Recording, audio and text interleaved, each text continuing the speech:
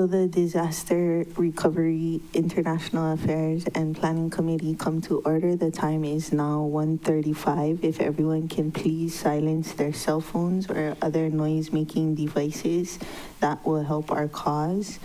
Members, in accordance with the Sunshine Law, if you are not in the council chamber, please identify by name who, if anyone, is in the room, vehicle, or workspace with you today. Minors do not need to be identified. Also, please see the last page of the agenda for information on meeting connectivity. My name is Tamara Paulton, and I'll be your chair for today's DRIP committee meeting. With us in the chamber, we have Committee Vice Chair Nohelani Hodgins, Yorana, and Aloha Uinala. Yorana Chair, aloha. And we also have Committee Member Tom Cook. Aloha, good afternoon, Chair. And there's nobody in the KH office for testimony right now. Thank you. And online, we have Council Member Gabe Johnson. Sinensi. Aloha, Chair, and Yorana. No testifiers in Hana today. Thank you. And last but not least, we have Committee Member Yukile Sugimura. Aloha and Yorana to everybody. Is that how you say it? Aye. Yorana. Aye. Okay, this meeting of the Disaster Recovery, International Affairs, and Planning Committee of the Maui County Council is located on the traditional Aina of Kanaka Oiwi, who never ceded their sovereignty to the United States. We recognize that Her Majesty Queen Liliuokalani yielded the Hawaiian Kingdom to the U.S. in duress under threat of violence to avoid the bloodshed of her people. We further recognize that Hawaii remains an illegally occupied nation state by the U.S. as documented in a 2021 scholarly article for the National Lawyers Guild Review by Andrew Reed, adjunct professor of law at the University of Denver Sturm College of Law. Generations of Senior Committee Secretary Yvette Boutillier, legislative analysts Jared Pasquale and Keone Hurdle, assistant clerks Jean Pokipala and Lee Dini, and legislative attorney Carla Nakata. On the agenda today, we have DRIP 4, Bill 105, 2024, amending section 19.500.110 Maui County Code regarding nonconformities. We will take testimony after opening remarks or presentations. So, Bill 105, 2024 amends section 19.500.110 Maui County Code regarding nonconformities. We will be working off the CD1 version of this bill, which is item number 37 in Granicus. And the proposed CD1 version includes the following amendments.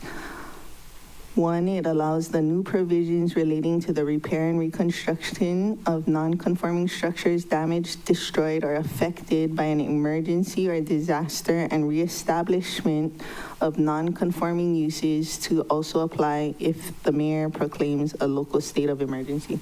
I'm sorry, guys, I forgot to mention we also have Jordan Hart now from the Office of Recovery under the Department of Management. But he said he doesn't have any recommendations to the planning director to relocate non-conforming uses on Lanai and Maui affected by an emergency or disaster in an equal proportion on the lot or within a structure to improve public safety. 5, reduces the time to reconstruct or reestablish a non-conforming structure from 5 years to 4 years from the initial date of the governor's or mayor's proclamation, whichever occurred first, but for the purposes of this bill, because it hadn't been passed for over a year and a half, for this disaster, we're moving it to like April 2029. Oh, sorry, that's number 6. I got ahead of myself. Extends the time for non-conforming structures and uses that were affected by the August 2023 Maui wildfires to be reconstructed and reestablished until April 1st, 2029. 7, limits the authority of the planning director to grant a 2-year extension of the deadline to complete the repair or reconstruction of the non-conforming structure or re-establish the non-conforming use to properties within a historic district or within the special management area or both. 8, makes a conforming amendment to section 19.39.150 Maui County Code, and 9, incorporates technical and non-substantive revisions, and also an amendment summary form dated January 29, 2025, proposing to amend Bill 105, 2024 by prohibiting a non-conforming transient vacation rental use from resuming in the use if the use was discontinued for 12 consecutive months or more, because the transient vacation rental was within a structure that was damaged or destroyed by an emergency or disaster on Lanai or Maui. The committee may consider whether to recommend passage of Bill 105, 2024 on first reading with or without revision. It's not considered non-conforming. Non-conforming has to have had its root in legalities. And what we're doing, I think in general, the goal of the county is for non-conforming to go away by attrition. What never happened is an entire town burning down to us here in Maui. So it's not like one unit at a time going away by attrition. It's a whole town. In Kula's case, not a whole town, but a number of properties were destroyed. And so this gives a window to return to the non-conforming structure or non-conforming use if it's in alignment with the current building code and the fire department feels it's safe. On the TVR usage, it's a policy issue. And in the reflection, we have a desperate need. We've talked about it all this week about the desperate need for housing. There's no desperate need for visitor accommodations. And so that's the reason I proposed that amendment. There is a window of reestablishment, which is 12 months. But for the reason that the need is for long-term residential housing, and there's a plethora of vacation housing, that's why I proposed that amendment as a policy issue. That being said, I'd welcome any opening comments from, let's start with the Department of Planning, if they have any. Mahalo, Chair. Director Blystone here, and appreciate this opportunity. I will be very brief, and I'd like to turn it over to Greg to carry on. But I appreciate the committee's opportunity to present this to you and talk story about it and see if we can get to a place where we can address this very present concern for the rebuild of Lahaina. Like the chair said, so many of the things that made Lahaina special were non-conforming. They were established well before zoning, and we want to be able to allow some of those things to come back. So I'll give it to Greg. He's been leading on this since well before I got here, so he is your resident expert, and I'll be here to support him. But thank you again for this opportunity to talk about this very important bill. Thank you, Kate. Chair and members of the committee. You may recall that we talked about this bill back in October at the HLU committee meeting, where I'd given a presentation on and summarized the Planning Commission's comments on this bill. And you may recall at the end of the meeting, there were a lot of questions from committee members related to this bill, and those were summarized in a letter to the Planning Department from the HLU chair, of which then the Planning Department responded with a 15-page response letter that kind of went into all of those answers to those questions. So I just wanted to remind you that that is in Granicus in item number 31, which provides hopefully a lot of background and information on answering many of the questions that you had back in October. The department has reviewed the proposed CD1 version that's before you today and is in support of that version. I just wanted to indicate that. And beyond that, I'm available for any questions that you may have today. Thank you. Thank you. Director Molina, did you have any opening comments?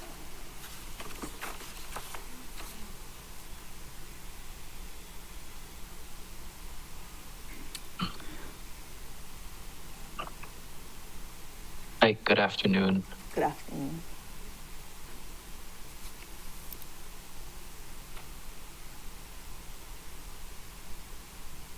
It's my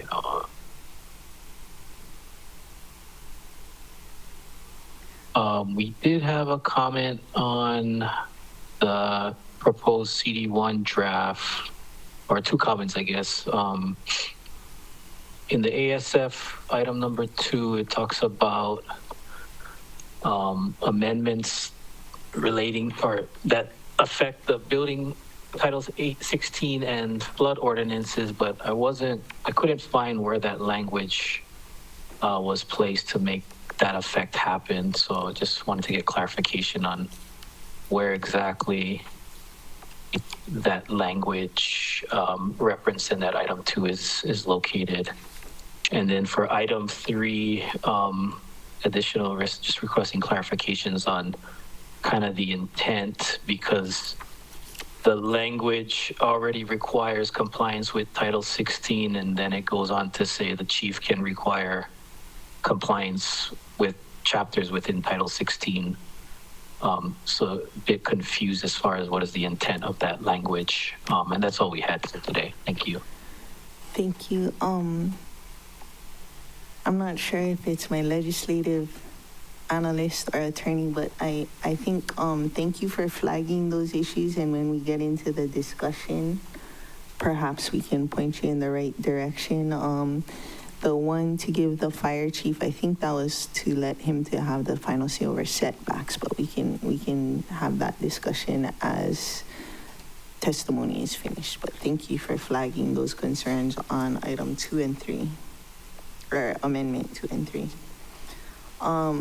Captain Oliver Voss, any opening comments?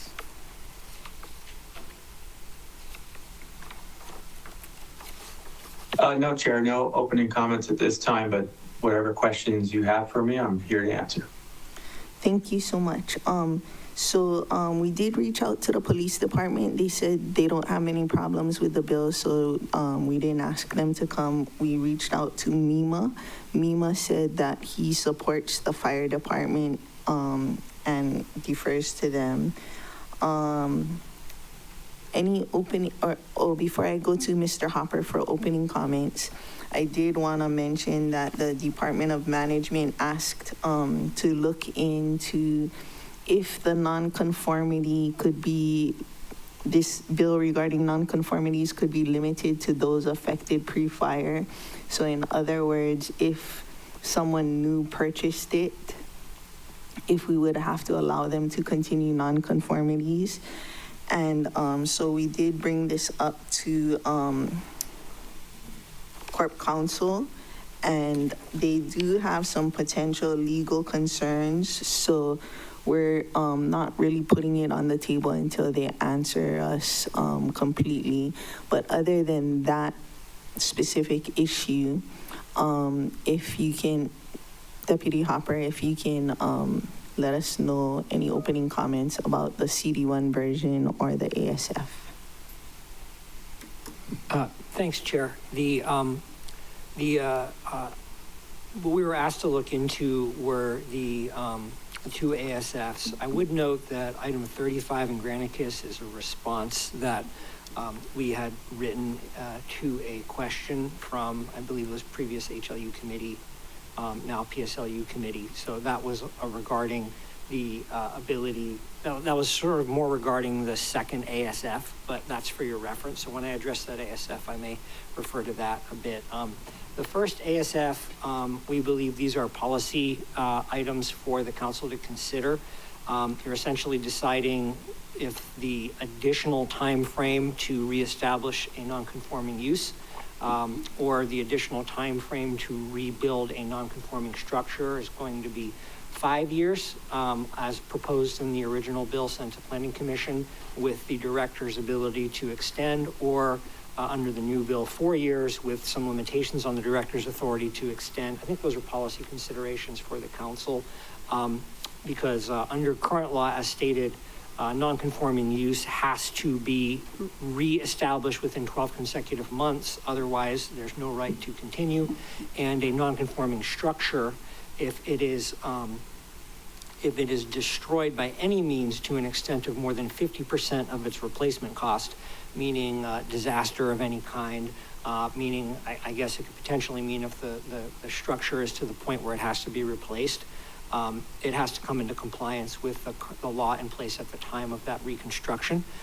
This would give properties, as was stated earlier, that are affected by a disaster declaration additional time. And I think it's ultimately up to you if you want to, A, allow additional time in those cases, or keep the existing law, and decide, if you do give additional time, how much and under what conditions. And so I think that's something that you can discuss and debate. So in general, the ASF, we believe we don't have legal concerns with, but it's ultimately up to you as to what timeframes you want to put on there. In the memorandum I provided, though, we did note that we would still say you need to keep the minimum time frame of 1 year for properties to reestablish their use. I don't think you could go to less than that. I'm not necessarily clear if that's relevant for any properties destroyed in this particular disaster, the Lahaina fires, because it's been more than 12 consecutive months at this point. But I did want to leave that in there because the Planning Commission did not consider reducing the current law, the time frame to reestablish a use. So that's with respect to the first ASF, which was sort of the general rewrite of the bill. The other question was whether particular uses, in particular transient vacation rental uses, could be left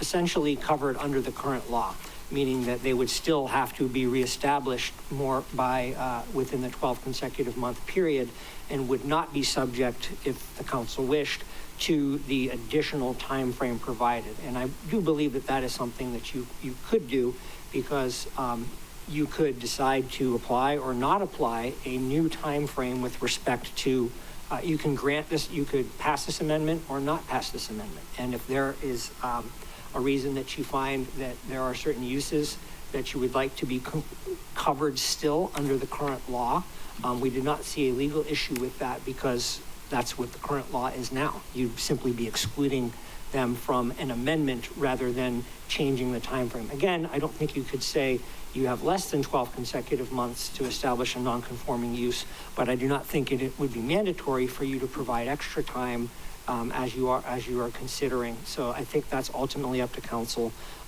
Again, that was addressed a bit in a memorandum that I had provided that's under item 35, and I can respond to questions on that aspect. But those were the two items I was asked to look into for this meeting, and so hopefully that assists the committee in their discussion. Thank you, Mr. Hopper. You have a clarifying question? Yes, go ahead, Member Lee. Okay. Mr. Hopper, when you talked about 12 months, 12 consecutive months, what if the property owner found it impossible to repair or rebuild during the 12 consecutive months, not to his fault at all? Let's say, I know the answer. That's just what the code is right now, and that's why we're considering these amendments to the code, or this bill.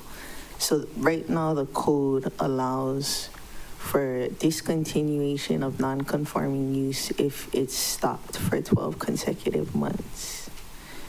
This bill addresses that.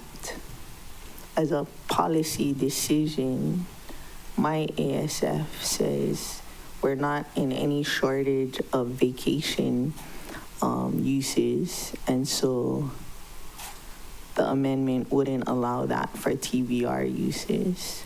But it's a policy call, and we'll take a vote when the time comes. Does that answer your question?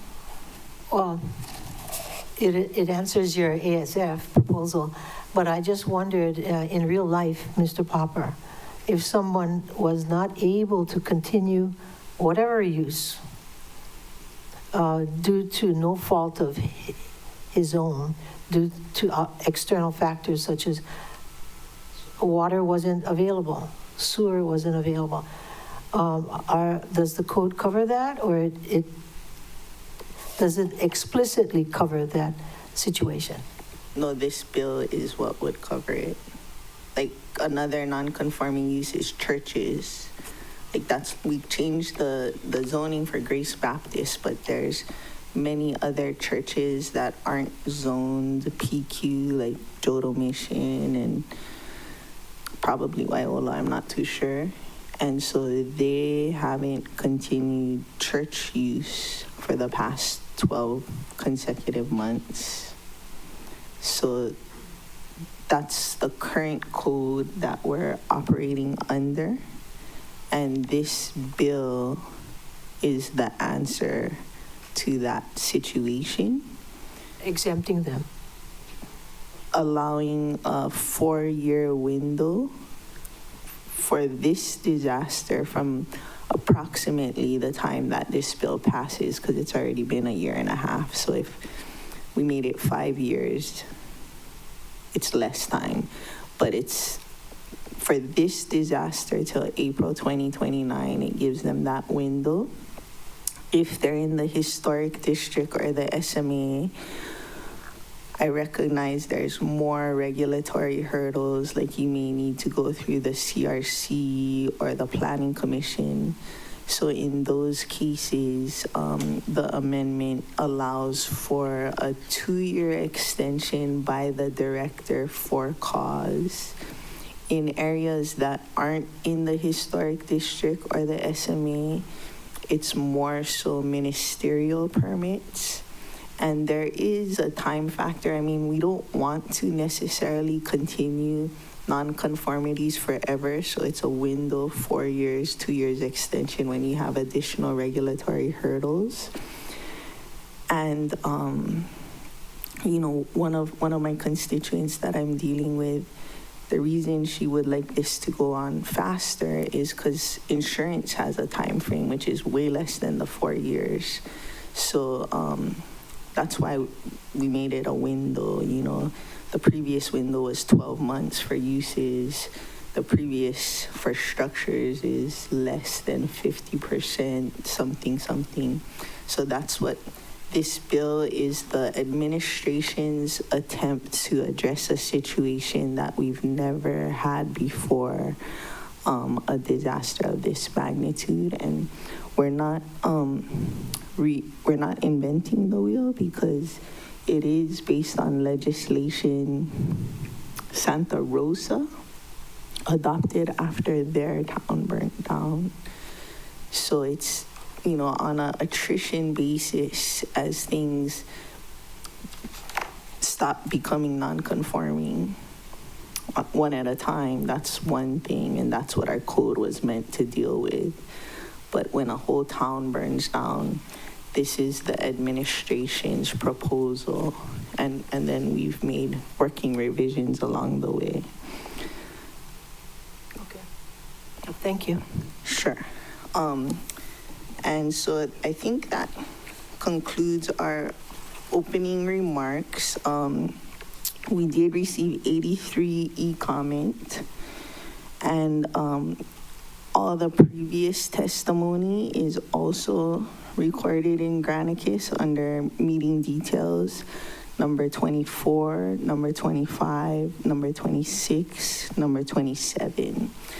We do have a recess date for this meeting. We have a hard stop today at 4:30 because it's the monthly community meeting in West Maui. I don't know that we'll have Mr. Hopper on our recess date on the 11th, but, go ahead. We will have coverage. It won't be me. I have planning commission that day, but we will have coverage for you that day. But we will have coverage. Okay, so barring no further clarifying questions, and as to Director Molina's question, I've been informed that we will defer to planning. His questions relate to planning's suggested revisions. So after we take testimony, we can sort that out. Okay. Staff, would you call? Oh, shoot. I might have to read the testimony. We do have testifiers. Yes. Okay. We will now move on to public testimony for DRIP 4. Written testimony is encouraged and can be submitted via the e-comment link at mauicounty.us/agendas. Testifiers wanting to provide oral testimony should join the online meeting via Microsoft Teams link printed on today's agenda, or call in to the phone number, which is also on today's agenda. For individuals wishing to testify via Teams, please raise your hand by clicking on the Raise Your Hand button near the top right of your screen. For those calling in, please follow the prompts via phone. Staff will add names to the testifier list in the order testifiers sign up or raise their hands. For those on Teams, staff will lower your hand once your name is added. Staff will then call the name you're logged in under or the last 4 digits of your phone number when it is your time to testify. At that time, staff will also enable your microphone and video. If you wish to testify anonymously, please notify staff. Otherwise, please state your name for the record at the beginning of your testimony. Oral testimony is limited to 3 minutes. If you are still testifying beyond that time, I will kindly ask you to complete your testimony. Once you are done testifying, or if you do not wish to testify, you can view the meeting on Akaku, Channel 53, Facebook Live, or mauicounty.us/agendas. At this time, we will call on testifiers wishing to testify on DRIP 4. Thank you, Chair. First up to testify, we have Mr. John Pele, followed by Jeff Ueoka.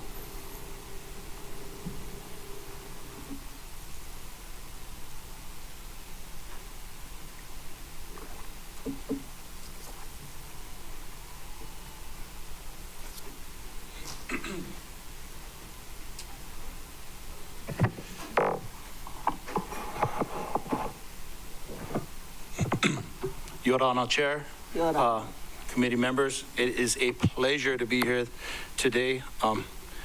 Actually, due to a fact that Mokulele canceled my flight, so how ironic is that? The saga continues. I'm here today. My name is John Pele. I'm here today as the Executive Director for the Maui Hotel and Lodging Association, providing testimony on Bill 105. The Maui Hotel and Lodging Association supports Bill 105 and its effort to stabilize Front Street recovery by providing business owners opportunities economically, physically, and emotionally to help heal from the traumatic events of August 8th, 2023. This bill also allows owners to build with sensitivity to the culture and historic significance of the area. It provides an opportunity to restore the historic character of Lahaina in a way that respects its heritage while also supporting the economic growth. We believe this balance is key to a sustainable future for our community. And that's it. Thank you. Thank you, Mr. Pele. Any questions for the testifier? Seeing none, thank you for your testimony. Next up, Mr. Ueoka, approaching the podium. Good afternoon, council members. Keep it quick. I represent Front Street Recovery. I'm here on my own though today. Support Bill 105. It's a great step with the nonconformities. Lahaina's old, like Chair mentioned earlier, not everything aligned, so we want to get it back to how it was, or close, with exceptions, of course. So thank you. Just clarifying exceptions for safety, right? Yes. Thank you. Anyone else have clarifying questions for the testifier? Seeing none, thank you for your testimony. Thank you, Chair. Next up, we have Tana Swanson to testify, followed by Alex Folsom on Teams.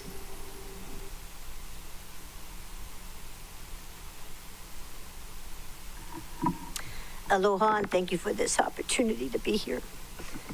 It is nice to see some familiar faces like Alice's, because I actually go back decades when we started fighting for legal representation as bed and breakfasts.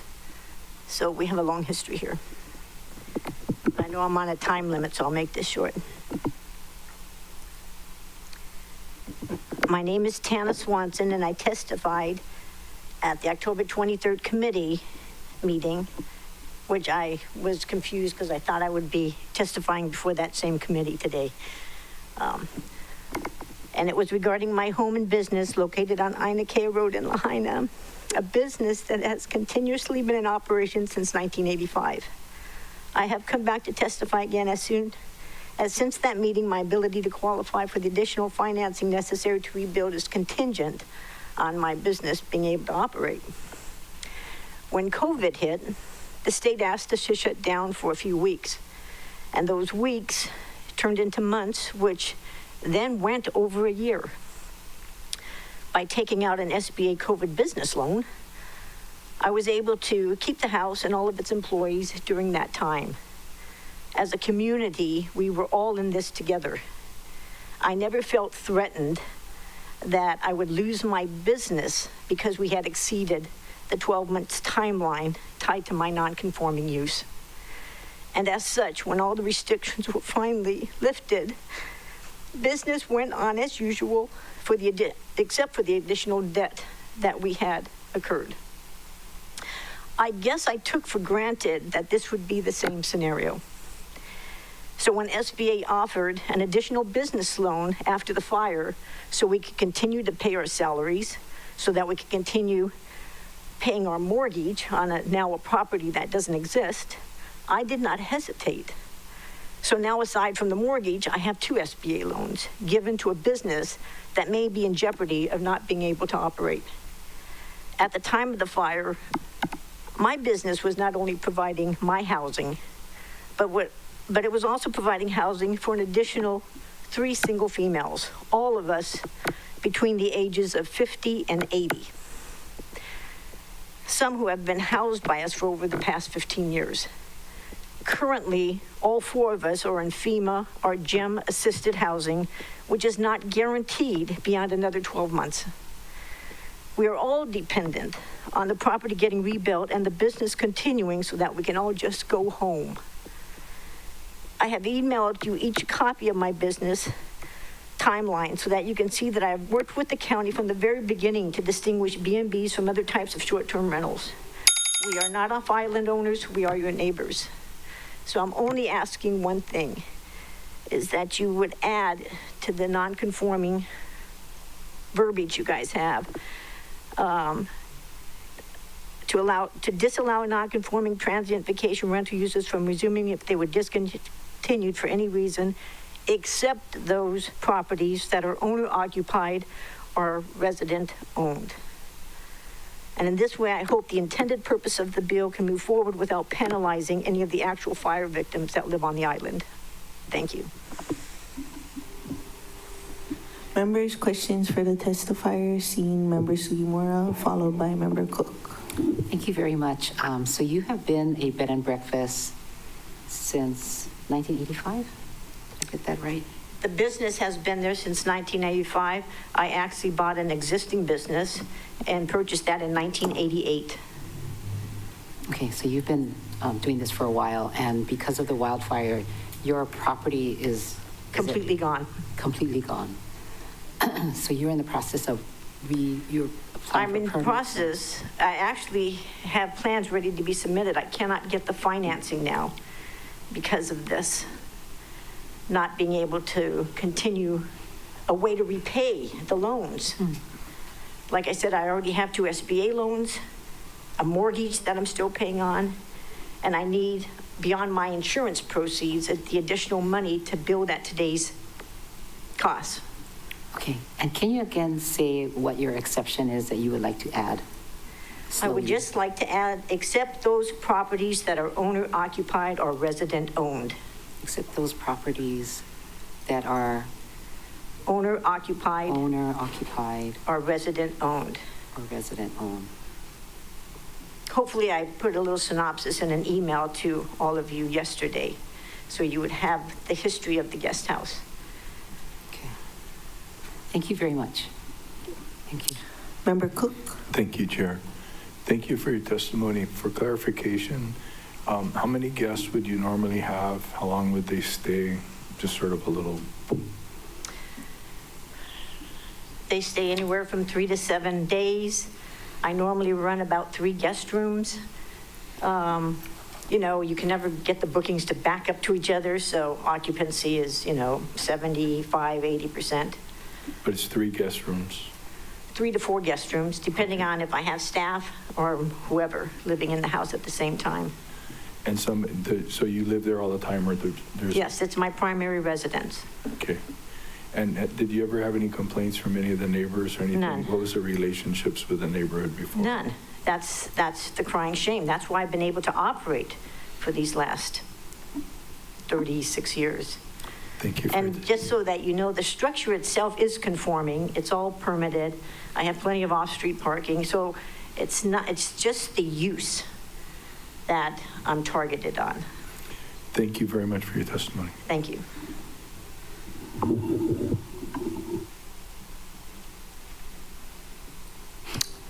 Next up to testify, we have Alex Folsom on Microsoft Teams, followed by Caitlin Miller.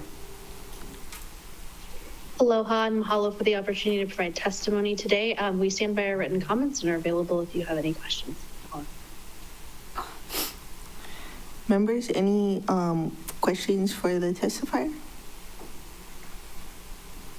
Member Sugimura? Thank you. Can you summarize your written comments, your testimony? Yeah, absolutely. Yeah, so the summary is that, so we absolutely support the original intent of this bill, designed to offer flexibility and support for rebuilding the structures damaged by the disasters. We do have concerns with the proposed amendment, which would add subsection 19.500.110G. And the amendment stipulates that non-conforming transient vacation rental uses may not resume if they've been discontinued for 12 months or more due to the damage or destruction from the fire. And so we just have a couple of concerns. Impact on the community support. So many of our property owners converted their short-term rentals into long-term housing for over 12 months for the displaced residents from the Lahaina fires. And so this amendment could inadvertently penalize these individuals from preventing them to host short-term when they, this is crucial for financial sustainability for them when they were have been doing this over the past 12 plus months. Also, the last thing I'll say is just a little bit of lack of clarity on our end. The amendment doesn't specify how it would be enforced or who exactly it would impact. So we just want to make sure that there is clarity on this point. And the last thing I'll say here is that, after the Lahaina fires occurred, we did partner with the Department of Human Services and facilitated 3,000 individuals impacted by the Maui wildfires to stay in local Airbnb listings for almost 100,000 nights. And we're still housing many families today. Thank you. I had a clarifying question. Are you referring to the amendment summary form that says were discontinued for 12 consecutive months or more because the transient vacation rental was within a structure that was damaged or destroyed in an emergency or disaster?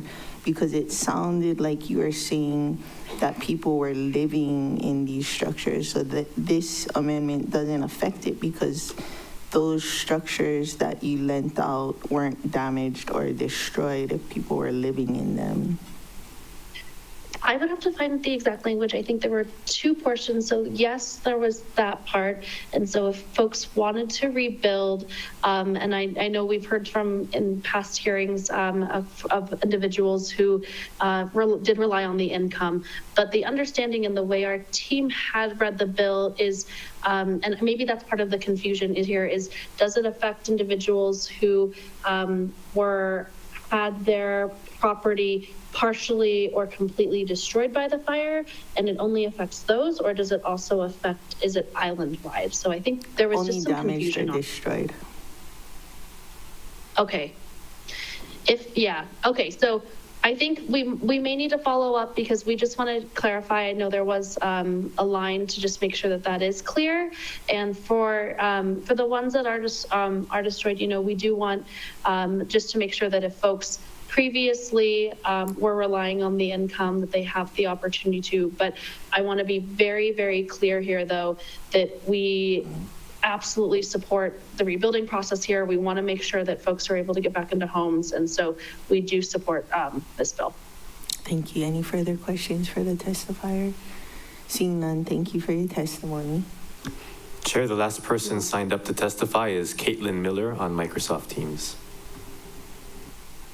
Aloha, Chair Paulton and Vice Chair Hodgins. It's nice to see you both today. My name is Caitlin Miller, and I represent Maui Vacation Rental Association.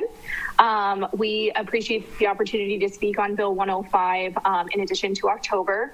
We wanted to express that we wholeheartedly support the bill's intent to accelerate the rebuilding of structures affected by the wildfires so that families and businesses can begin to recover. We are concerned, though, that the amendment diverts attention from this critical mission by introducing complexities that do not directly relate to the bill's primary purpose. The amendment, which seeks to address issues surrounding short-term rentals, is problematic for several reasons. First, it lacks clear parameters on which properties or individuals would be affected and how enforcement would be carried out. This vagueness threatens to create confusion and delay the rebuilding process at a time when swift action is needed in Lahaina. Short-term rental policies should have their own focused legislative conversation. County Council is already undertaking an economic impact study that will provide the necessary insights into the role of short-term rentals in our community. It's important that we reserve detailed discussions and decisions on this topic for that dedicated process rather than bundling them into a bill whose sole intent is to facilitate urgent recovery efforts. In closing, we just respectfully urge that the council strike Councilmember Paulton's amendment from Bill 105. By doing so, we can ensure that the bill remains focused on its vital objective, which is supporting the rebuilding of Lahaina and the swift recovery of local families and businesses, while leaving a comprehensive conversation about short-term rentals to the ongoing dedicated legislative efforts. Thanks so much, and I am available for comments or questions. Members, questions for the testifier? I'm seeing Member Sugimura, Member Cook, and then Member Kama. So just for clarification, you support the bill 105 CD1, which is the main bill, and that we should then, you're suggesting voting against the one for TVRs. That's correct. That's the second amendment. Okay, thank you. Member Cook? Do you have any numbers as far as how many TVRs this would affect? So, Councilmember Cook, that's part of the confusion that I think we're seeking clarity on to build on what Alex was talking about. There's several different types of TVR use in Lahaina, right? So you have some that are already on the Minatoya list that would be subject to the other bill that we are having. You have other ones that are not in that, but were either partially burned or in an area where part of the neighborhood couldn't operate because they didn't have water or sewer. And then you have short-term rental permits and the bed and breakfast permits, like what Tana was talking about earlier. So just lacking clarity on which properties would actually be impacted within Lahaina. So there are several complexes in addition to short-term rental permits and bed and breakfast permits. So, you know, just lacking a little bit clarity on that. Okay, thank you. Thank you. Member Kama? Thank you, Chair.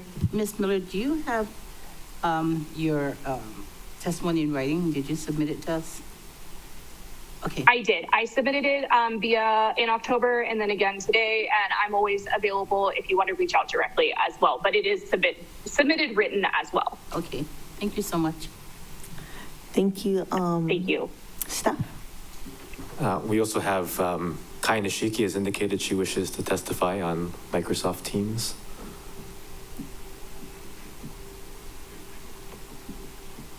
Aloha, Chair, committee members. Kai Nishiki, testifying on my own behalf. Although I am a registered Aloha Aina lobbyist, I want to support the ASF introduced by Councilmember Paulton. We need to be looking at when we are rebuilding Lahaina, that we are taking into consideration changes that are community serving. And so, of course, we want to help with rebuilding, but we're also looking at rebuilding with safety in mind. And we should also be looking at what is truly serving our community and what the needs of this community are. We do not need any more accommodations for tourists. We need accommodations for residents. We need accommodations for our workforce. And so this amendment supports the true needs of our community.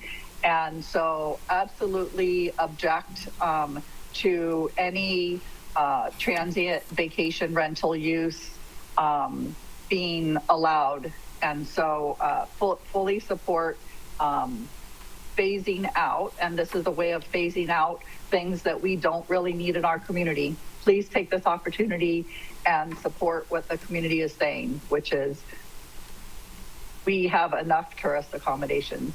We need housing, long-term protected housing for our residents. Mahalo. Thank you. Members, any questions, clarifying questions for the testifier? Seeing none, thank you for your testimony. Chair, we also have Tom Crowley on Teams wishing to testify. Aloha Committee, Tom Crowley testifying on my own behalf. I submitted testimony both online and directly to each council member, and I hope that you had the opportunity to read it. Specific to my testimony, I included a table that was produced by the planning department that laid out the non-conforming uses that they have a record of across the island. They identified 16 of those, 3 of which would be affected by this bill. And one of them you just heard from was Tana Swanson, who has operated her bed and breakfast since she bought the property in 1989 and has been in operation since 1985.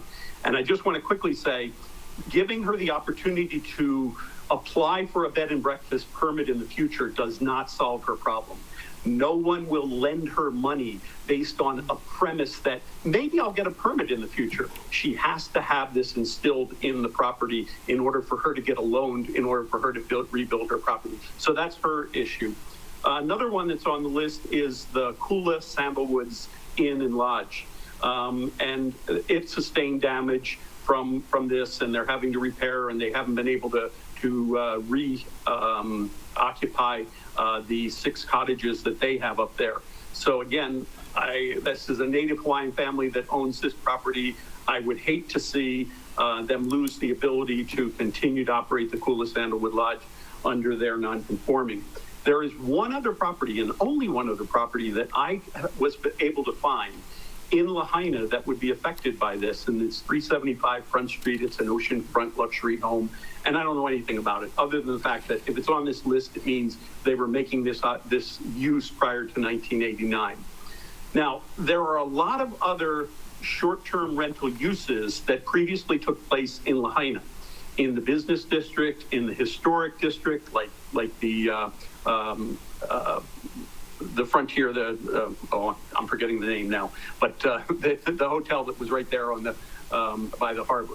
Pioneer Inn. Thank you, Pioneer. Thank you.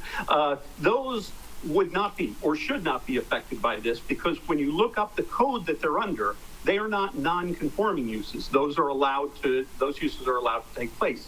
There's also some properties in B2 zoning that, again, are not non-conforming uses, and they should not be affected by this bill, nor should Kuamana or the apartment complex that's there, the Spinnaker, or the properties that are in hotel zoning. None of them should be affected by this bill. But everyone's nervous because they're not sure if someone's going to come to them later and say, oh, sorry, you've lost your ability to do that.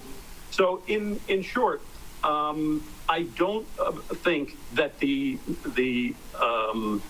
part of this code there, or this proposal that says that the TVRs cannot continue makes any sense, because it really is only excluding, from what I can see, 3 properties, and 2 of which I would go out on and try to support in any way that I possibly could.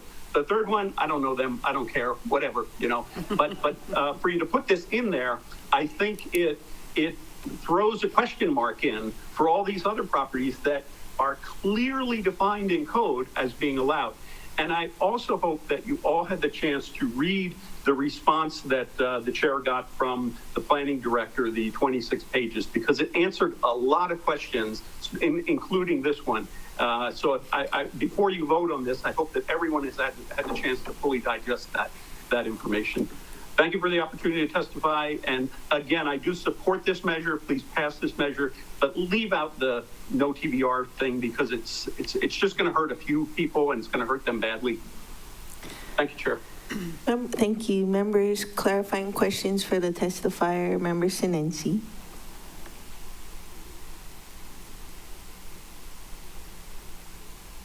Thank you, Chair. And mahalo, Mr. Crowley, for your testimony this afternoon.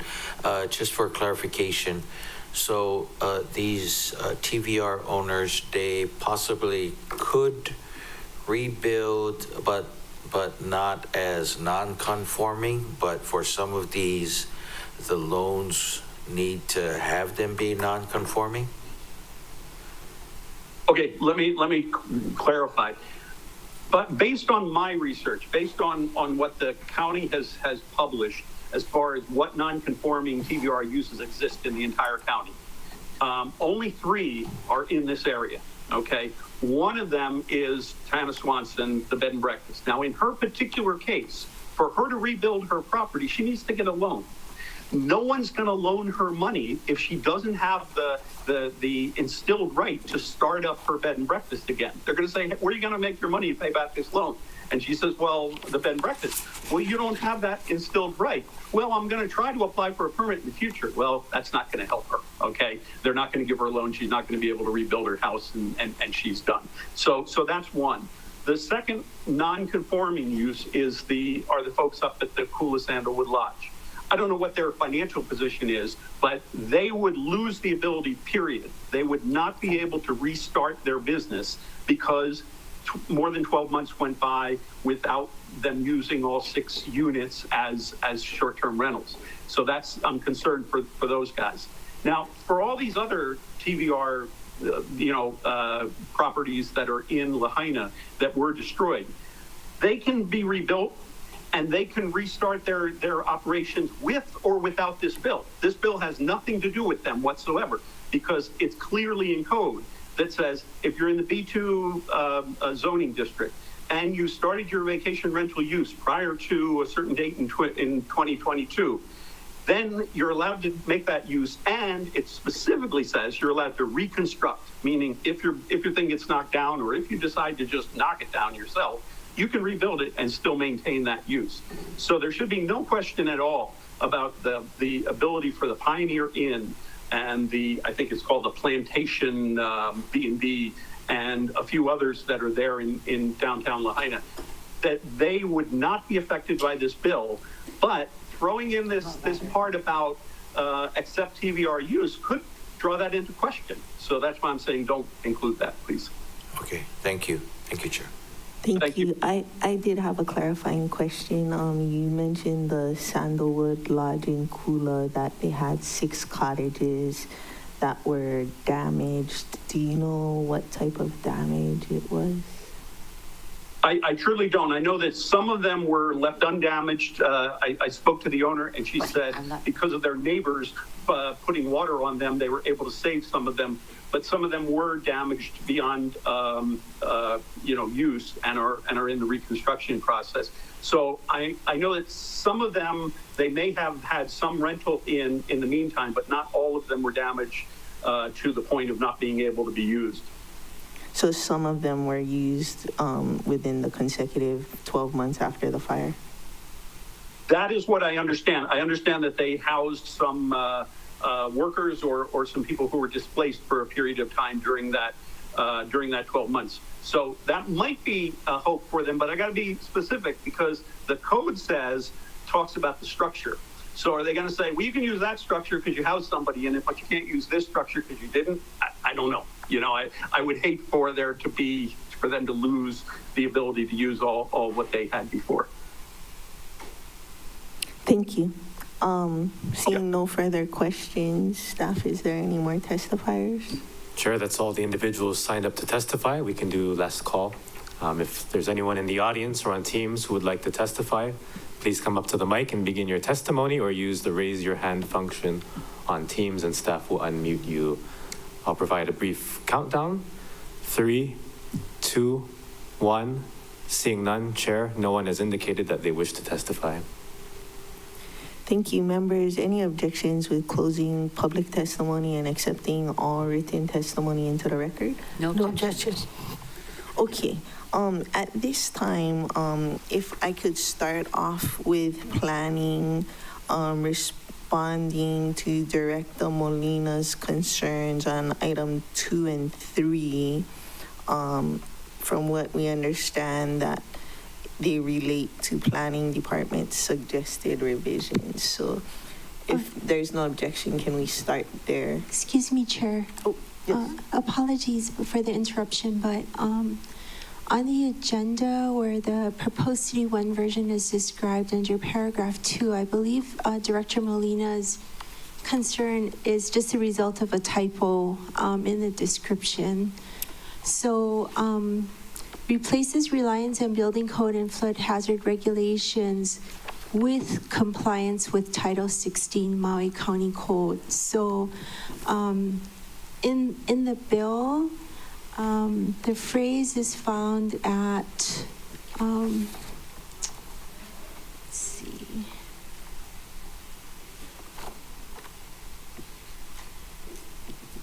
Apologies, the phrase is found at C1A, I believe.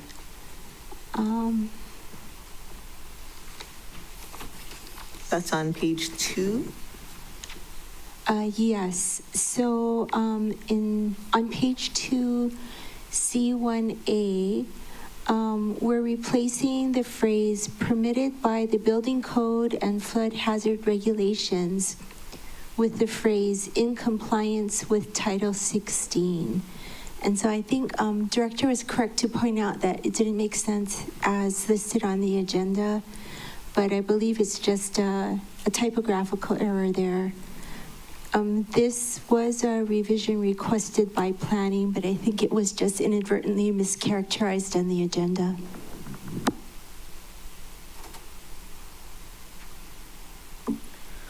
Okay, and then does that also, when we're calling out specifically chapter 16.25 and 16.26C, does that address that? Because it seems that they have to be in compliance with all of Title 16, so that was one of his other questions. Yes, I think for paragraph 3, that is a question that's appropriate for planning. The revision was incorporated from the presentation they gave before the HLU committee to address the fire department concerns, and staff didn't pick up on the fact that, Title 16 overall compliance is more comprehensive. So perhaps we could ask Mr. Post for clarification. Sounds like a plan. Mr. Post, you got any clarification for us? Yes, thank you for the question. After within the last, shortly after the HLU meeting, the department met with, or right before the HLU meeting, the department met with both planning and fire to address the fire-related concerns related with this proposed bill. And so subsequently, we added a lot within this bill regarding making sure that both structures and uses will be in compliant with Title 16 when they're either rebuilt or reused or reestablished. The specific reference in the third item, and it actually goes to section C1D, Roman numeral 2, and it indicates the repair or reconstruction is permitted in compliance with Title 16, except that for residential projects, the fire chief may require compliance with chapter 16.25 and 16.26C, or portions of those chapters as may be necessary to improve the public safety. We added those specific sections referencing 16.25 and 16.26C to indicate that the fire department has the ability to go beyond the residential building code into the regular commercial building code to upgrade or require further requirements for residential structures that are built very close to the property line. So we wanted to point out those specific references. It is redundant in a sense because they're all within Title 16, but I think having the references there is important to give property owners an understanding that, hey, if you're building your structure close to the property line, you may have to upgrade your structures in the type of construction in conformance to the regular building code in addition to the residential building code. Thank you, Mr. Post. Director Molina, does that address the concerns that you raised in your opening comments? Thank you, Chair. I don't think that's the best word choice to describe what was just explained by the planning department, but if them and fire understand it, then I'll be okay. Thank you. Maintain you're okay, Director. Okay. So, yes, Member Lee. Yeah, Chair. I was thinking the same thing. The average person couldn't understand what you said. So, we have to be careful of these things. Word them in where the common person can understand. Thank you. Thank you. Member Cook. Thank you, Chair. Mr. Post, is that basically that description would enable a design professional to be able to identify what that means? Yes, should be. A design professional should understand that section of the code. So, a layperson might not, but someone who's doing the plans would be able to refer to that and comply. That is correct. And if I may, also to address that question and the concern, I think when folks do come in and they have a nonconformity, they will have to be reviewed by the planning department to confirm their nonconformity. At that time, we would let them know, hey, yes, okay, your nonconformity can build closer to the property line, but you may have to upgrade your structure and you need to speak to the fire department and the building department in regards to that. So there's some conversations that I think will occur in addition to this language here. So, Chair, may I ask either Mr. Hart or Mr. Post, is that like fire rating for the walls and sprinklers or that type of thing? I mean, just so people understand what these two potential commercial requirements are as opposed to what normally wouldn't be required in a residential. Could you clarify that, please? Sure. Go ahead, Mr. Hart. Chair, thank you. It would be at the discretion of the Fire Prevention Bureau, but it could include measures like sprinkling or fire-rated walls. Thank you. Thank you, Chair. Okay, so now that we've addressed Director Molina's concerns in not great wording, we can move on. And I just want to say this, it's kind of complex bill because we won't know all the nonconformities that we're proposing to allow before we pass the bill. But I guess, the main points are this bill doesn't allow a furtherance of nonconformities that didn't occur prior to the fire. So we're not giving away stuff that never was there. And it's constrained by the building code and the fire code.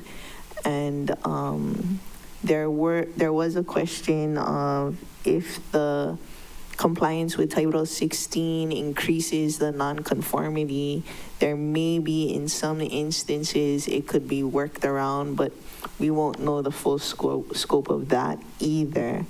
But for the most part, if it can be addressed without increasing the nonconformity, it could go forward. But if it can't be addressed, then this bill doesn't help that situation. So that being said, I'll preface our questions by saying whatever question you have, don't be ashamed because it is a very complex bill. And we will try to walk you through it. Any desire to start on any end? Okay, we'll start in the middle. and go like this. We'll go like that. Okay, Member Cook, go ahead. 3 minutes, please. Is this for both residential and commercial? I mean, does this address Front Street as commercial properties as well as the residential properties within the Lahaina? It addresses countywide, except for Molokai, because Molokai opted out. For this disaster, the declaration was for Lahaina and Kula properties affected. So the way that CD1 is built, the window for is till April 2029 with a 2-year extension in the historic and SMA district that can be issued by the planning director for cause. So for this specific disaster, the overall window is till 2029 April, which is about 4 years, we assume, from when this bill passes, not 5 years from the disaster. It could be 5.5 years about from the disaster, but for future disasters, this bill will be in place. And so they'll know they have 4 years from the disaster. And what we're kind of seeing in Lahaina to some extent is folks above the highway are moving through the process faster generally because they don't have the additional regulatory hurdles of the shoreline or SMA or historic district where you have to go before a discretionary body rather than just ministerial permits. The 2 discretionary bodies are for the historic district, you have to go before the CRC, Cultural Resources Commission, and depending on how the state bill works out as it stands right now for the SMA, you would have to go before the Planning Commission. So does that answer your question? Yeah, that plus some. But in general, it's Front Street and residential both. I mean, this isn't bifurcating the commercial and the residential. So it's anybody who's going to rebuild in Lahaina in general. This is giving a framework to accept the nonconformity with certain caveats. Yeah, and to be clear, they have to prove that their nonconformity existed prior to the fire. If they just had a simply illegal structure that was never legal, this bill isn't the bill that applies to them. And it includes the entire burn zone. Thank you, Chair. Sure. Okay. Member Committee Vice Chair Hodgins. Thank you. I'll pick up where you just left off regarding proof. So what kind of proof are we looking for when people are requesting to build back their existing non-conforming structure and or uses? Mr. Post. Yes, thank you for the question. That's going to be the difficult part, honestly, especially for those structures built prior to 1960 when we had a zoning code and when we started issuing building permits. Yeah. Proof, what we would like to see are building permits, of course, but you may find that maybe there's not a building permit. We may have records from real property tax that identify, what they have in assessing properties and so forth. We may have photographs or aerial photographs and things like that. What's written into the bill is that proof has to be reviewed by the director. So it's going to be a little nuanced and maybe a little bit difficult, but that's about the best that we could write in. Okay. That was as transparent as like muddy water, and I appreciate that. What do we do in the historic district areas, and then how are we going to have SHPD as for the structures? How are we going to deal with that? For instance, my home was built during the kingdom-ish times, territorial times. It's late 1800s home. I couldn't find redwood to rebuild my house the way like SHPD would prefer that I do. So how would we give advice to somebody who would need to build back with historic district design guidelines in this scenario? I think that's a planning question. Mm-hmm. It's a good question. In regards to specifically related to nonconformities, The existing code actually allows the rebuilding of historic structures without this bill. So that's an important caveat. I wanted to make sure that everybody understands it actually allows them to, including also not even historic structures, but multifamily structures, because it's important to rebuild those structures. Usually, and I'm not sure, I'll try to answer the best that I can, in rebuilding historic structures, you're, if it is historic and deemed historic, you're trying to build in compliance with the Secretary of Interior standards, and sometimes you're right, you don't have the proper materials or can't find the materials to build. Sometimes there's optional materials, I know, in dealing with historic structures that you can use and still maintain the historic integrity of the structure, but I don't know if I can provide any more of an answer than that. I just read the PAIA design guidelines, and it goes as specific as like windows and what kind of baby windows we would prefer to see, which are kind of hard to come by nowadays. So I'm just wondering how we're gonna navigate this entire thing. I do have more questions, but I do appreciate your answer. Did you have anything you wanted to? Mr. Hart, did you want to add anything to her question? Thank you, Chair. So there is the ability to be in compliance with the Secretary of Interior standards for infill construction in our, I can't remember the subsection right now. But anyway, that was just defined recently by the Planning Department. And so that will play into the construction or reconstruction of non-historic structures. When you're talking about the reconstruction of like a certified historic structure, I'm not sure how much deviation from material types there are, but there can be new structures that are not historic that can be adjacent to and in the district that are compliant with the Secretary of Interior standards. And essentially that's designs that are consistent with but don't detract from historic features. And so there's various architectural styles in the district, like plantation style and all the other styles. They have variations of being consistent with the Secretary of Interior standards.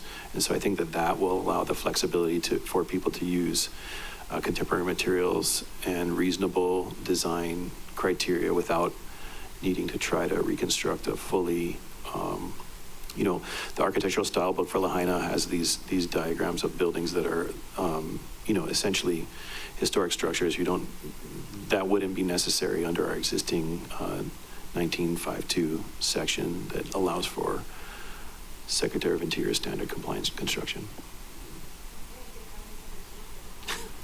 And to be clear, historic structure is not necessarily addressed with this bill. It's more so non-conforming structures. So that's a little bit of a separate issue that's not addressed in this bill, but good to know.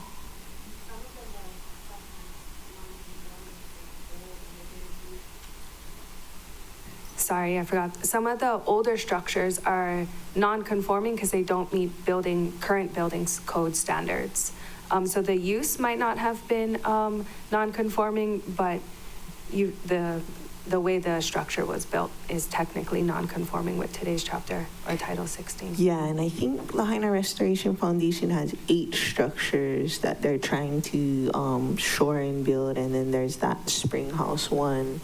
So since the structure is still partially standing, it can go forward like that, right? For your question, I'll try to kind of answer both of those things a little bit. We're, as I've said 1,000 times, in uncharted territory here. So some of the things that we're addressing right now, we haven't had to address before. And I can say that when the CRC has reviewed things, they've been a little bit more flexible with those materials. And so I'll say that. And as far as the standing structures, I don't know if Greg, you want to address any of that, but this non-conforming bill is really to look at those things and how they're inconsistent with our zoning code and allow those things to persist. Thank you. Okay, Member Sinensi? Thank you, Chair. And I know we had a brief conversation about the Senate bill that just passed about SMA exemption. So my question is, does that have any bearing to this one? I would say it's not passed until the May when Right. and then the governor signs it or it vetoes or whatever. I mean it does look like it's getting traction. I think it may affect possibly the 2-year extension in the SMA, but I'm okay with giving a 2-year extension in the SMA, even if that bill were to completely pass the state, because the folks in the SMA have been on a roller coaster ride, I imagine, with the new rules and then the challenge. And for this situation, I think a 2-year extension for cause is warranted, because we're building the plane as we're flying it. But in the future, we may feel differently and it could be removed. But this was a recommendation from 2 of the planning commissions, I think, and I just tweaked it a little bit because of what we're seeing in the rebuild. People above the highway are just dealing with ministerial permits, and in the historic and SMA, there's the possibility of discretionary permits. And so I think a 2-year extension, whether the state passes that legislation or not, would, ease the situation as a whole. Thank you for that. And if it's not working out, somebody can change it at a future date. Any further questions? Okay, then I'll circle to Member Kama. Thank you, Chair. I'm just imagining myself sitting in a plane that's not completely built, but we're almost ready to take off. That's how I feel like we're doing with this bill. Anyway, so I want to talk about the units that were there prior to our codes and our ordinances. So have you given thought to, as you go through this process of trying to figure out how to help these families rebuild, and then having nothing to show what they had before, what that timeline would look like? Because I sense I sense urgency, right? And I'm sure that these families are saying, what does it take for me to show you what I had before the codes and ordinances came into play? And what does that timeline look like for these families? Planning? Yes, thank you for the question.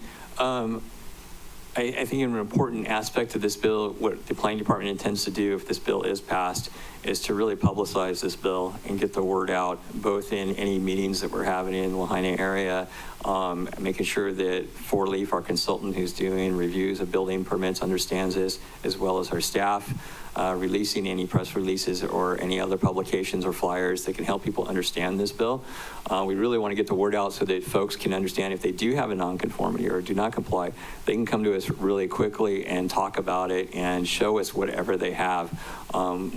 We put in there the caveat that the planning director has the ability to look at whatever proof is submitted, because we wanted to kind of leave it open a bit, because we realize those properties that are prior to 1960 will be difficult to confirm whether they were illegally done or legally done. And so it's going to take a little bit of time. So we want to get those folks in early so that we can work with them.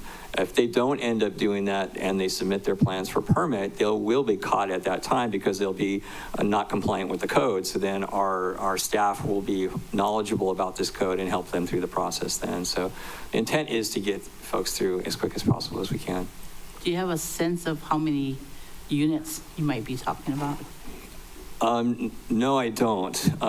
We within the letter response that I provided, which was in Granicus 31, there was a question that was related to that on how many nonconformities do we think that are out there, and we're not sure. We just don't have the ability to go out and look at every property and assess those. But I did give, there was a table in there that identified the differences between a residential, for example, and the code provisions that were in 1960 compared to the code provisions that are right now. And when you look at that table, you can actually see where there might be some nonconformities related to setback areas or even height limits. And so those are the ones that we're kind of anticipating from residential. We anticipate the same with commercial as well, that there'll be some differences. We just don't have a clear answer on how many nonconformities. So that's the importance of trying to get the word out, of making sure that folks understand this, and so that we can hopefully address this at the beginning. I heard the bell, and, okay, I'll wait for the next round. Thank you. Yeah, I wanted to ask if there, so what you folks are going to be doing and moving forward with this bill, do you have a sense of what that cost might be? In terms of getting the word out and trying to get people lined up and all the work that needs to get done, and, you know, and TD, if they're going to be supporting you, they're going to be supporting you folks, what does that look like? Yeah, I think you're talking about, thank you for that question. And just to clarify, you're talking about the cost to do like the broadcasting of like FYI. So I don't think it'll be that heavy of a cost. I think it's more just going where people are, and where people are, like the meeting that we're going to be in tonight with the Lahaina community. And that's broadcast far and wide, right? So that's one of the ways. We'll update our own websites. We'll work with social media, which is free, right, to do that. Just to address a little bit the last question as well in this response, just one of the things that we don't know is how people want to change in their rebuild. So even if we identify that this project previously was non-conforming, they may not want to rebuild it exactly the same way. So that's why it's hard to answer that question. Okay. Thank you. Thank you, Chair, for your indulgence. Yeah, and to add to that, I don't think we need to tell the whole world. It's the people that want to rebuild, and they're going to come to us because they want to rebuild. I think the important thing to get the word out through a press release is Bill 105 passed, and the subsequent timelines, like, 4 years to April 2029 for this disaster, or the 2-year extension. Just get that word out. And the people that need to rebuild, want to rebuild, they'll be coming to us. It's not the entire county or the state, because it doesn't pertain to everyone. Member Sugimura, your opportunity. Yeah, thank you. So in connection to what Member Kama has just said, that people who want to rebuild and will be impacted, I think there's a misunderstanding of this bill, because people in the community think you can build whatever you want. So so glad to hear your answer to Director Molina, because you cannot, right? And I wish that whatever communication you put out there, you make it clear, because what I was afraid of, I'm hearing from people out there who are not in the wildfire area necessarily, our insurance is going up because of the wildfire and the impact, like LA and across the nation, but on our island, Kula and West Maui. And so the insurance companies are getting nervous. And I just thought, oh, if everybody gets to build back to exactly what it was, we're building back unsafe again, right? So your answer, please do communicate that, because people who are sitting there waiting for their building permits to get approved, they may think, because I thought, that they can do whatever they want, just so that it can be done fast. That's the impression I got from out there. So please clarify that in any way that, you can. I think maybe that's Jordan Hart, because you're like the Office of Recovery. I'm not too sure how you both, but because I am concerned about insurance for everybody, not only for the wildfire impacted areas. I would like to, I see, I want to say Tanis, I see her sitting here, Tanis Swanson, sitting here waiting and anxiously wondering how her bed and breakfast is going to be impacted by the ASF, specifically for the TVRs.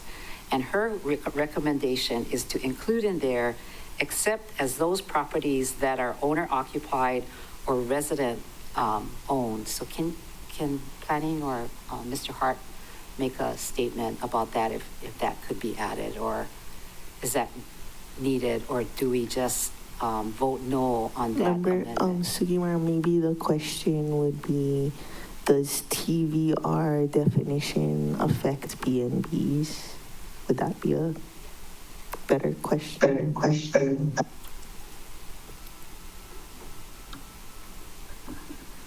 So, yeah, and TVRs are not B&Bs, so, and specifically in our definition within the code, transient vacation rentals exclude B&Bs and short-term rental housing. So I believe that this section would not apply to Ms. Swanson? Swanson's property.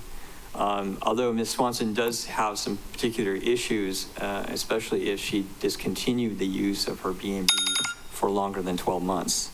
If she discontinued the B&B for longer than 12 months, then it's no longer considered non-conforming. It doesn't exist. That's a little bit of a different nuance with Ms. Swanson's particular. So not understanding where her property is, if she couldn't get to it, or if there's no water or wastewater, then she would be impacted because of the wildfire. And can you make a statement about that? If it is, I'm sorry, if it's correct that she discontinued use because of the wildfire, then this bill would help Ms. Swanson's situation. What we would ask Ms. Swanson to do if she wanted to reconfirm the use after she builds the structure is we would want her to show that she had continued use up until the wildfire. If she did not have continued use up to the wildfire, in other words, not a longer than a 12-month period, then she would have an issue because it wasn't technically a non-conforming use before the wildfire.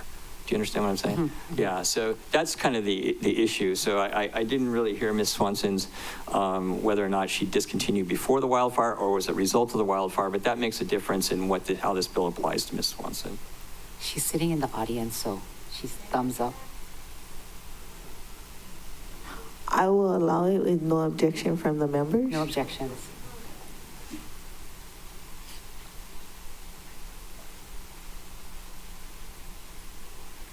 I have continuously run that business up until the fire. And my TA taxes, and I have tons of documentation, reservations, refunds had to be made. All this is documented. My issue is when I was grandfathered in, and I forget, I think it was 2007, I was grandfathered in, the county letter, because they did not have B&Bs prior to 19, whatever year that was, they grandfathered me in as a short-term rental. They didn't grandfather me in where it specifically says I'm a bed and breakfast, because they said that they did not have that back in the day, like prior to back in 1985.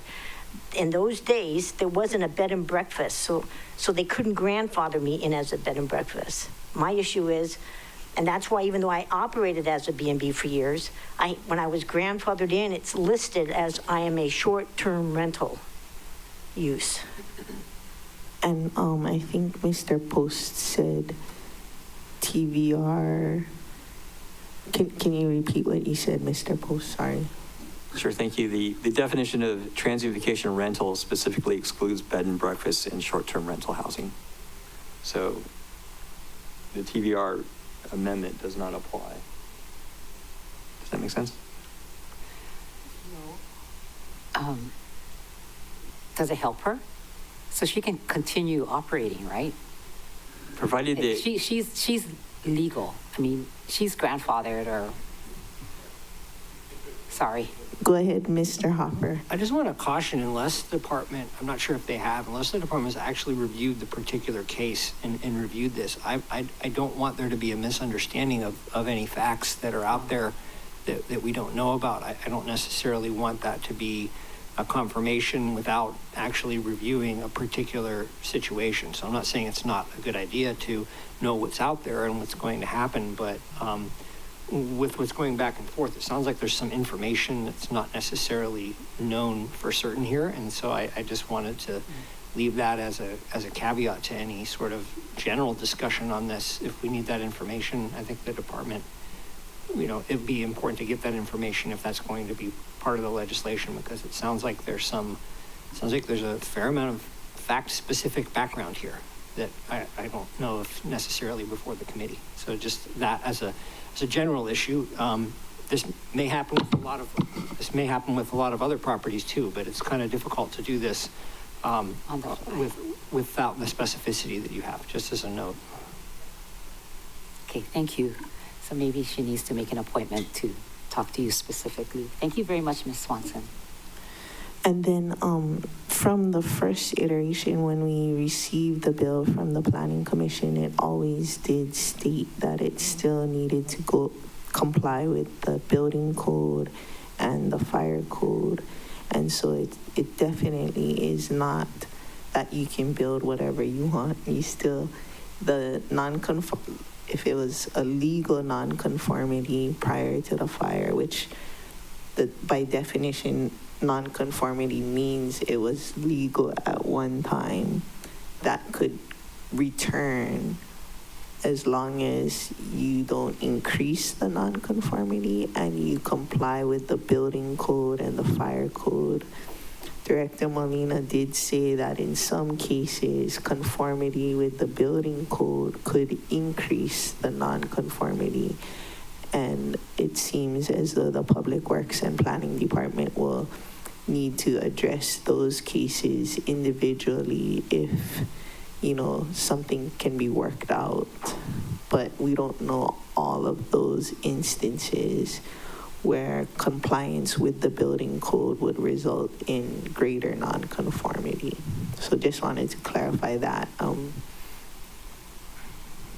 Understandable, kind of? Okay. Chair Lee? Thank you. Question for planning. This idea of 12 months of continuous use or non-continuous use, is that in the code already, and how is that used?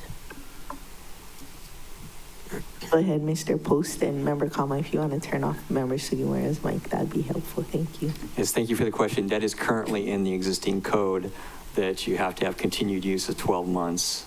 If you do not have continued use of 12 months, you cannot reestablish your non-conforming use. Okay. So, however, as you said, because of the fire, if it's a pre-fire issue, then that doesn't apply. That's correct, because we're with the fire, we obviously has a different issue, so that's why we're extending that time frame because of the fire. So how is that different for TVRs? If it is not different, if you had a non-conforming TVR use and it stopped because of the fire, that non-conforming TVR use can continue under Bill 105. Okay. Okay, so you're not talking about the Chair Paulton's amendment. That would change, your amendment would change what he just said? It only applies to non-conforming TVRs, which he said do not include B&Bs or STRHs. Okay, so these units, let's say these TVRs, were operating as TVRs prior to the fire, and they were considered existing non-conforming. So that means they can rebuild and continue the use. Under Bill 105, yes. But not under something else? Unless the amendment passes, then they cannot continue the non-conforming TVRs, which, it doesn't, what Mr. Crowley testified is correct. A1, A2 properties they were operating before date, so they're not considered non-conforming. I believe B1, B2, B3 have operating before date, so those aren't considered non-conforming. Okay, so we're going to go over which units would be impacted? If Mr. Crowley is correct, it sounds like one unit on Front Street that he doesn't care about, but there could be more. So there's only, I know he said 3. 2 of which were considered B&B, which Mr. Post said.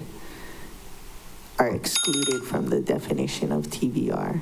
Okay, so we're only talking about one possible property being impacted. That we know of. Okay, thank you. Sure. Oh, Mr. Hart.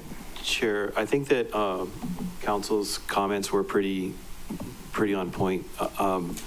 My general understanding was that that amendment to the definition was made after the vehicles of B&B permits and short-term rental home permits were hammered out. And so I'm not necessarily sure that it's the equivalent of like the casual reference to the operation as being a B&B as opposed to B&B and short-term rental homes as they're described in the various zoning code, zoning sections. That was my understanding, but I was going with what they said because they're in charge of that. So maybe Mr. Hopper can be the tiebreaker between Mr. Post and Mr. Hart. Yeah, I'm not in a position right now. I would want to know, again, more about the particular property and the history. There's a lot that was said today.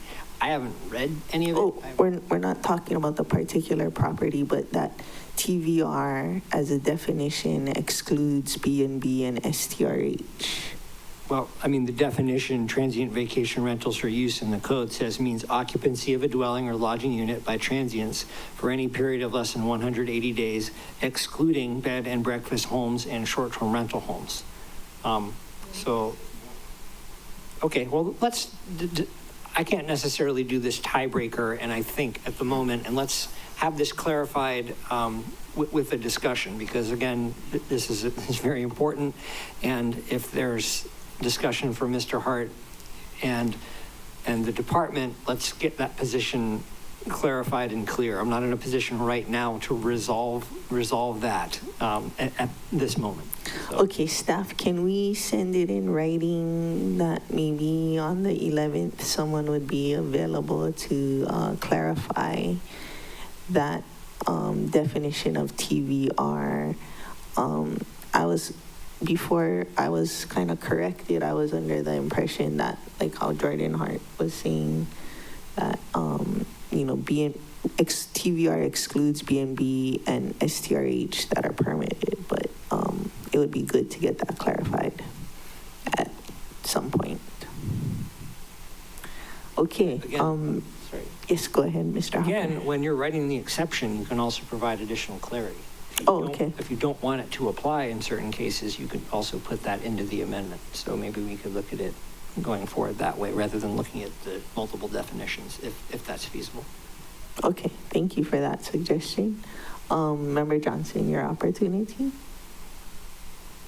Okay, thank you, Chair. I have a lot of questions. Great discussion. I want to thank everybody who's worked on this bill and thank the introducer of the bill. We have to help our folks build back. So I'm concerned about I went into the response that the planning department had, the 15 pages. Thank you for that amount of work that must have taken. One concern I have is you use churches as the example, the Lahaina Hongwaji, that they may require a special use permits to build back. Is that correct? And I wonder how much that costs the church. So first, can we get that cleared up? Mr. Post. Yes, thank you. Thank you for the question. Yes, churches in that particular zone, I'll have to go back and look at my letter, do require a special use permit in the existing code in order to operate. So if they do not have a special use permit, then they would be non-conforming to that requirement. So with this bill, they still would require a special use permit? No, with this bill, they would allow it to be continued without getting a special use permit. Right. Just the fact of what a church would have to pay for a special use permit was really my concern. Do you guys know off the top of your head how much it costs for a special use permit? I'm sorry, I don't have that off the top of my head. Okay, that's fine. I'm on limited time. That's fine. I want to speak to the fire department. I know they were on the call and I really appreciate them speaking on the bill. And one of the things that they mentioned in the letters, again, from the planning department was that the fire department may require additional things in non-conforming owners on the build back. So I'm curious of, here's my fear. My fear is that the fire department may say, hey, this is, in order for you to build back, we have a say in how you build back non-conforming, and maybe some of those might be extremely costly, and the owner just won't be able to build. Like, I often have heard that from folks with the, the upcountry water meter list. It costs them so much money to even get it. So maybe the fire department can speak on that. Can you give us some examples of what you would require a landowner or a building owner that would you would require them to build or add on? Captain Voss? Yeah. Sorry, just trying to get to my mic and camera here. So our biggest concern is, of course, the setbacks and the density that's created. And so when we look at Lahaina and we look at the density, when we build back, as we all agree, we want things to be safer. We're not going to get it to the optimum safety, but whatever space is warranted between properties and buildings by the current zoning, we'd like to maintain that to today's standards. Now, when these non-conformities are in those spaces, that's when we'd like to have the opportunity to review those. So in answering your question a little more directly, because this is a bigger conversation, but it says in this bill that we can make recommendations. So if somebody wants to build right next to the property line, and if they put it back in the same footprint and they build it exactly the way, then there's some also SMA things that are allowed and stuff. Now, fire's going to say, and you move it 6 feet. And they're going to say, well, if we move it, we don't meet the SMA requirements of being in the same footprint. So we would like to have that discussion to say, hey, if they're willing to move it 6 feet over, are you willing to grant them that same rebuilding with all the other non-conformities and bypassing the SMA? So we're not trying to hold anything up. So when you say expense that we may incur, we are always going to be looking for spacing. It doesn't matter if you build the whole thing out of cement walls, we're looking for space. Space is a huge, huge concern for us. So yes, they're going to have to comply to fire code anyways. They're going to have to comply to building code anyways. But in the cases where we see density that's unnecessary, we're going to ask that we maintain that space. And I think those will be conversations in case-by-case basis. And that's my only concern with this bill, is that we don't want to make a blanket statement that everybody can put things back the way they want. But in these discussions we've been having, I think these are all going to be looked at closely. And there may not be as many cases as we're predicting here. We just got to be careful that this bill allows us the ability to make comments and suggestions and work with these people, which I believe it includes.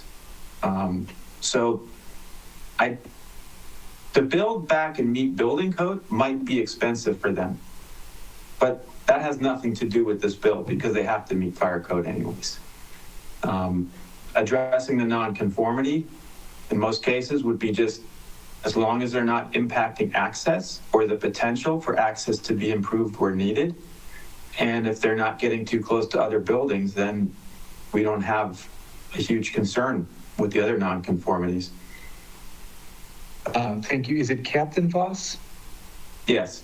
Thank you, Captain. Appreciate that. Thank you, Chair.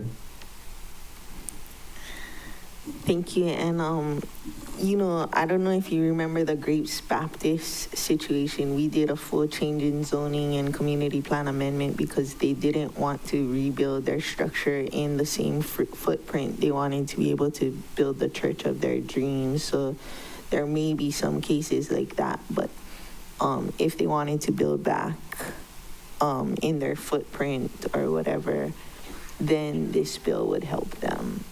Because I believe, churches, the correct zoning would be like PQP, and most of the ones in Lahaina are like R1 through R3. So that's the church situation. If they want to rebuild it exactly what it was, then this bill will help them, provided they can meet the building code and the fire code. Mr. Hart, did you have any comments you wanted to make regarding Member Johnson's last question? No, I'm just glad that everybody could come together and we could put together a bill that can be supported. Thank you. Okay. Member Rollins Fernandez, are you landed and on, or is there a Member Rollins Fernandez online? Aloha, Chair. Yeah, sorry. I am in the parking lot coming up the county building. I'm not alone. Public space. I can wait till I get up there. Were you going to take a recess? Oh, I didn't do a recess yet. You guys want a recess? Okay, we'll come back at 3:35 in 10 minutes. Does that sound good to everyone? Okay. Great. This meeting will be in recess till 3:35 p.m.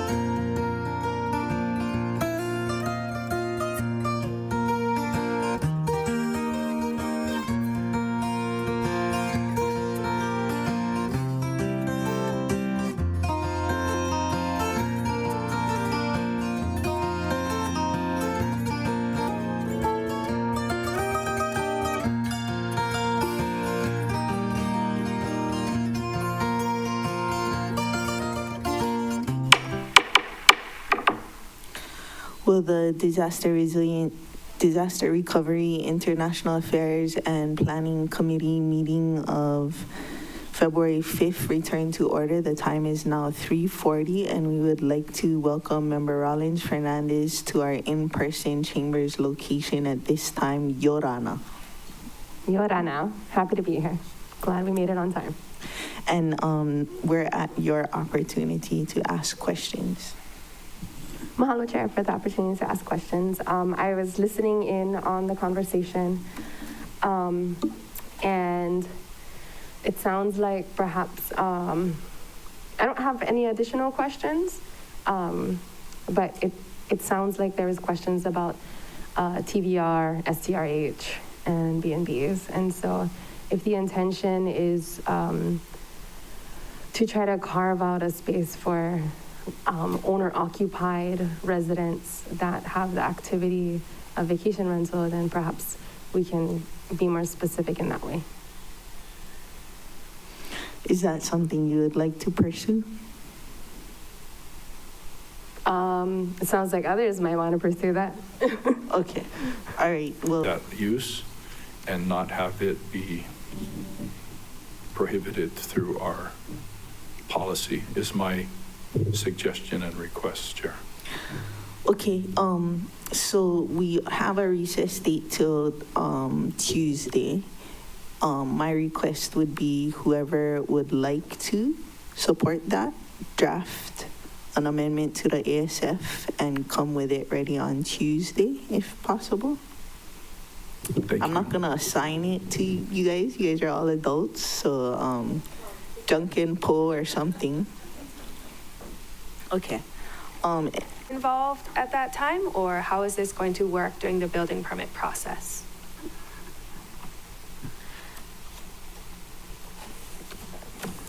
Thank you for the question.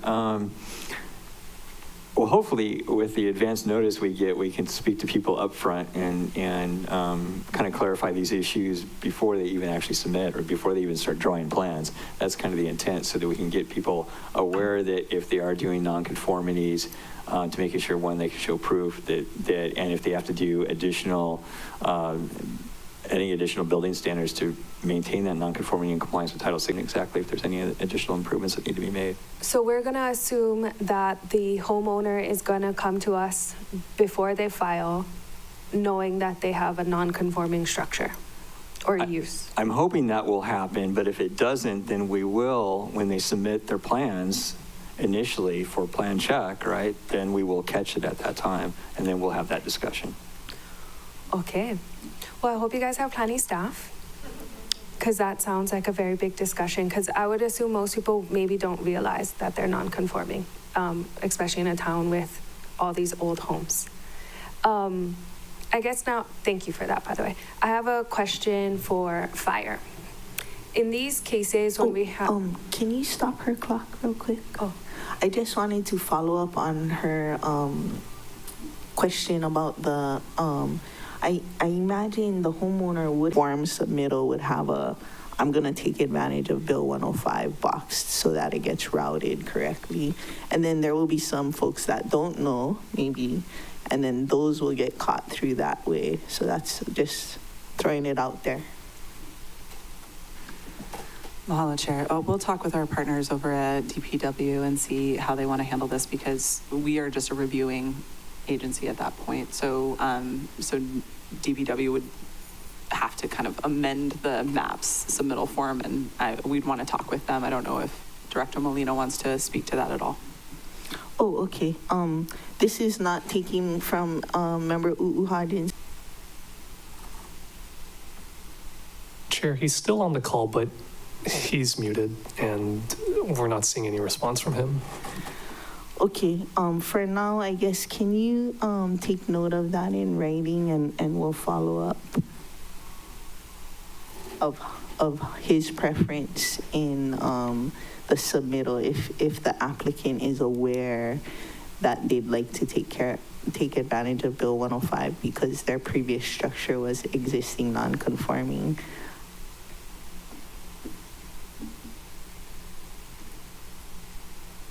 Okay, you can resume her time and you can continue on your line of questioning. Thank you, but now that you brought that up, before I ask Fire their question, for planning, are you guys gonna have a specialized team to deal with this bill, or how is this gonna, is it gonna be you folks? Who's gonna?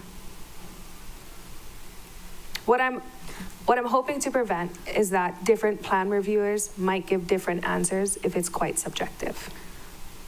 I think, yeah, we haven't actually gone to that specific, honestly. I think to that level of detail on exactly who or what. I know we have Fort Leaf that's actually doing plan check, as well as our plan reviewers. And the importance would be to make sure that they're all knowledgeable about this, and making sure if this bill does pass, that they're knowledgeable about it, and we'll come up a plan with how it's going to efficiently run. We just haven't done that yet, so. Okay. I'll save my Fire question for next round. Thanks, Chair. Okay, Member Sinensi, follow-up questions? Most of my questions have been answered, Chair. Just a clarification for you. So for this meeting, you're gonna defer to Reason, and unfortunately, Ms. Swanson, and unfortunately, Ms. Swanson, and hopefully we can work with her. But I just wanted to recognize that, Chair. Thank you. Thank you. Look forward to your bill on Friday. Thank you. So circling around to Member Kama.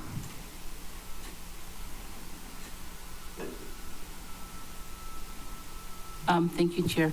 So you anticipate next week, Tuesday, end of day, to have the bill at least pass out first reading? Is that your intent? I hope so. I mean, it may not have to be a full day meeting if we get enough questions answered here, but definitely if you think of any questions between now and next week, Tuesday, or if anybody approaches you, please do come with questions ready. Yeah. Okay, so this is probably for planning.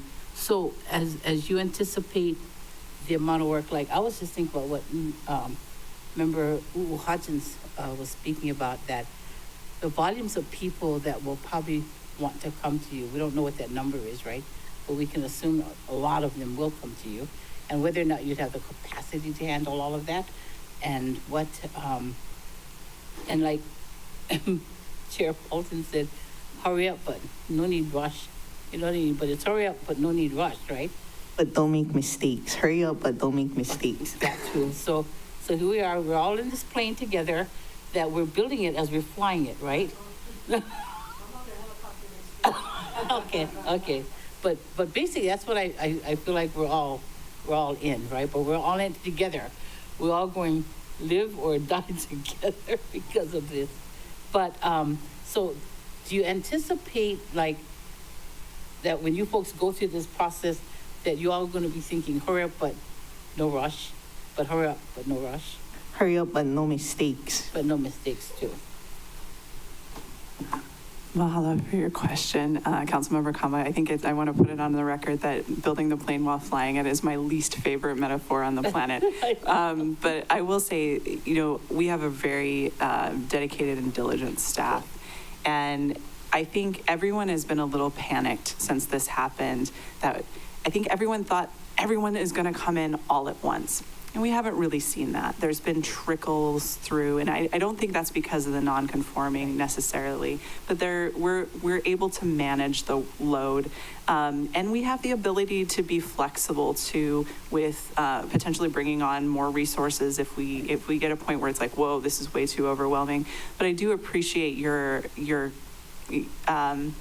acknowledging that, because in addition to Lahaina, we have the rest of the county that we're still processing, and they haven't stopped. They still have their needs as well.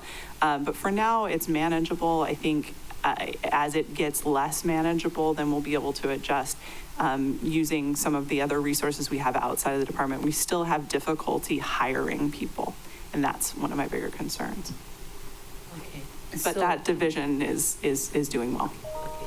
So, when the fire first happened, people were talking about we're not going to probably ever get to build back until 10 years down the road. Do you foresee this process as not taking that long, but taking less? Mahalo for that question. Yeah, I think we're seeing things happening much faster than we anticipated. From what I've heard, we issued building permits 3 months faster than any other jurisdiction prior to us. I think LA might beat us. They do seem to be moving very, very, very quickly over there. But I will say that, the team that has been brought in between Four Leaf, between us, DSA, everyone who's been working on building permits, we've been moving faster. I don't think 10 years is your average. It's going to be, there will be some projects that are more complex and it could take longer, but the majority of projects, especially the residents, and that's our biggest concern, is getting people home, should not take that long. And we're seeing buildings coming up already. I don't know what that number is. Perhaps Director Molina knows, but I do not know what the total number of completed structures is or issued permits at this moment. Member Kama, every day I drive through Lahaina, more and more structures are coming up on the Mauka side of the highway at least, and some of those structures have lights on at night. I think there's 4 completed with people moved in as of like January, and we're now in February, so maybe we'll get an update at tonight's community meeting, but I think they've issued over 200 permits. And so that's over 200 folks that are building. The first town, I think, or Lake County, burnt down like maybe 9 years ago. Still yet today, I think they're 20%. So the gains in knowledge and everything that's happened over the 9 years, we're reaping the benefits of. Thank you, Chair. Thank you, Director Member Bryson. Sugimura. Good meeting. And I guess I want to understand really the Office of Recovery, which is Mr. Hart. Have greatest respect for him when he was here. And now that he's there, and how do we, or can we still call everybody, and who does what, I guess, is curious. Mr. Hart does what? Thank you, Chair. So what I am assisting Office of Recovery with is legislative matters. And then, as we get out of the legislative sessions for the state and as we get some of these things through, it'll go on to other things more project related. But I'm always available, and Zayed is where I used to be, which is the division that would be administering the bulk of this, what we're talking about now, and I'm always available to them and stay in contact. So in other words, we can still call you. Yeah, yes. Thank you. And before we go on, because that's, I look forward to the next meeting, can you give us the Granicus numbers again? I put out all of my stuff, and I just want to make sure I get the right work from the right documents. Oh, sure. And for everyone's information as well, Mr. Hopper is still with us. He's just online. So the version that we're working off of on Granicus is number 37 and number 38. And I don't know if this is the correct time, but our committee staff came up with an amendment to Member Molina's number 3, where he didn't like the wording. I don't think he loves the wording, but it's marginally better. I can read it off to you folks. So this will be on page 3, if at the top of the CD1 version, which is number 37 on Granicus. The II would read, the repair or construction is permitted in compliance with Title 16 for residential projects. The fire chief may exceed the requirements of the residential code by requiring compliance with chapters 16.25 and 16.26C, or portions of those chapters as may be necessary to improve public safety. When we approached Director Molina about this wording, he thought it should go in the fire code, but that's not what we have before us today. So this is doing the best we can with what we got. Sounds better. The what? It's on page 3, yeah, and 16.25 and 16.26C. Okay, I'm sorry, I'm looking at our code online so I can see specifically what that means. 16.25 and 16.26. Yeah, C. 16.25. Okay, thank you. You're welcome. Okay, so that's just, I guess we'll have that in a cleaned up, maybe CD2 version on Tuesday as well, is the proposed language. It's not up to Director Molina's standards, but it's closer than what was, because we don't have the fire code before us to amend. Okay, Member Sugimura, are you finished? I'm done. Okay, Member Lee. Okay, thank you. So planning, is it possible for you to give us a list of the people who are actually going to be impacted? So it appears Mr. Crowley identified 3. Do you think there are more? Mr. Crowley, what he identified was the 3 transit vacation rental that were, I don't know. And because I'm not sure if there is more. And those are the kind of in the record Mr. Crowley identified was actually in record that we have on our planning department website under our Minatoya list. There's a second list of properties that are not in the apartment district that are non-conforming. And there are 3 in the Lahaina area, as well as the one that he mentioned in Kula. I don't know if there's other non-conforming uses in TVR. I don't think that there are many because most of the zoning districts within the Lahaina area actually allow for transient vacation rental provided you meet certain requirements. And so those wouldn't be non-conforming to rebuild in there. So as far as I agree with Mr. Crowley, that as far as I know, there are 3, but I don't know if there's going to be significantly more than that. Okay, so Mr. Cook, could you add those 3 to your exemption list? Yeah, thank you very much.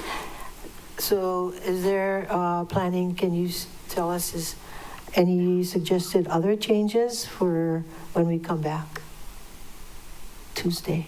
Yes, we can, but I think we were fine with actually the CD1 version as currently written. I didn't get a chance to look at the second version that the chair is proposing, but we can look at that as well. Okay, thank you.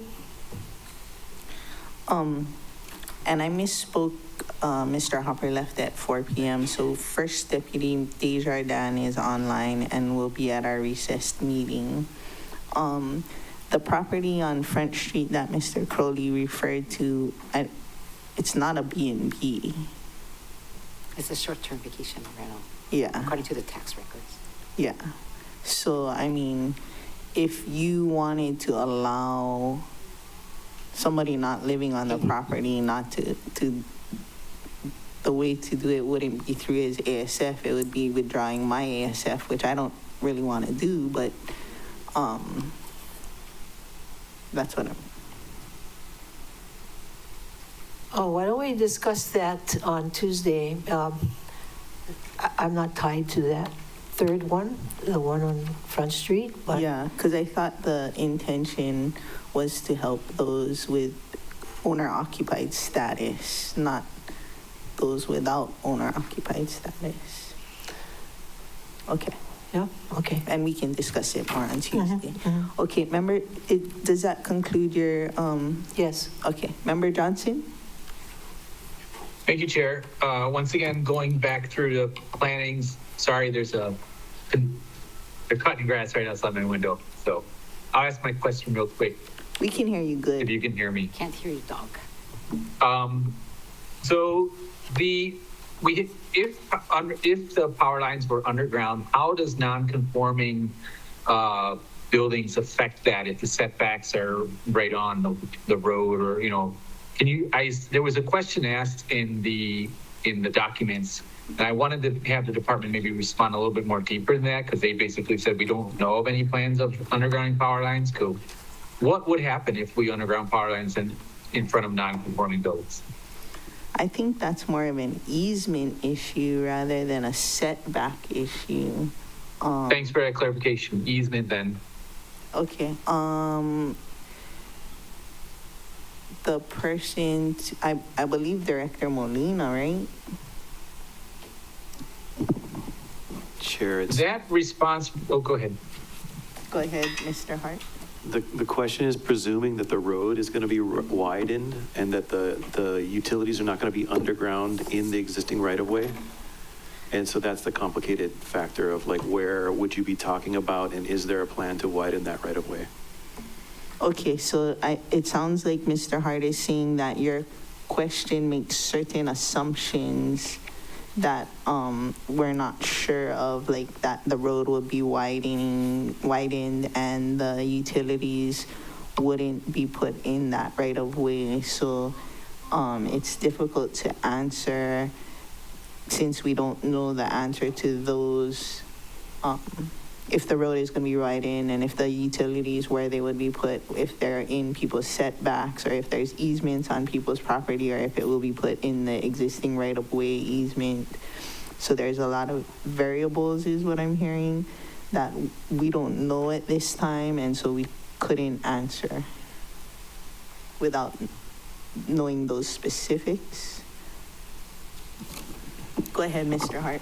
Chair, the default is to put utilities in the right-of-way. So the question is on the basis, well, as I understand it, it's asking what happens if you need to take property and that you're pushing the property line closer to what may be already a non-conforming setback. What the challenging thing to answer is what are the scenarios where you couldn't underground in the existing right-of-way and that you would need to take more lot frontage? And it's just, there's no way to answer that now because there's not a specific established slate of streets that are going to be widened right now, much less knowledge of what's in underground in those right-of-ways to determine whether or not there's insufficient room to put utilities down there. Like EV Kupuna or Standing Spring Water or so on and so forth. Completely, right. Those are things that weren't even brought up, other factors. So I guess if I could maybe narrow it down to evacuation routes, you know, there's something that's a priority that has to be open.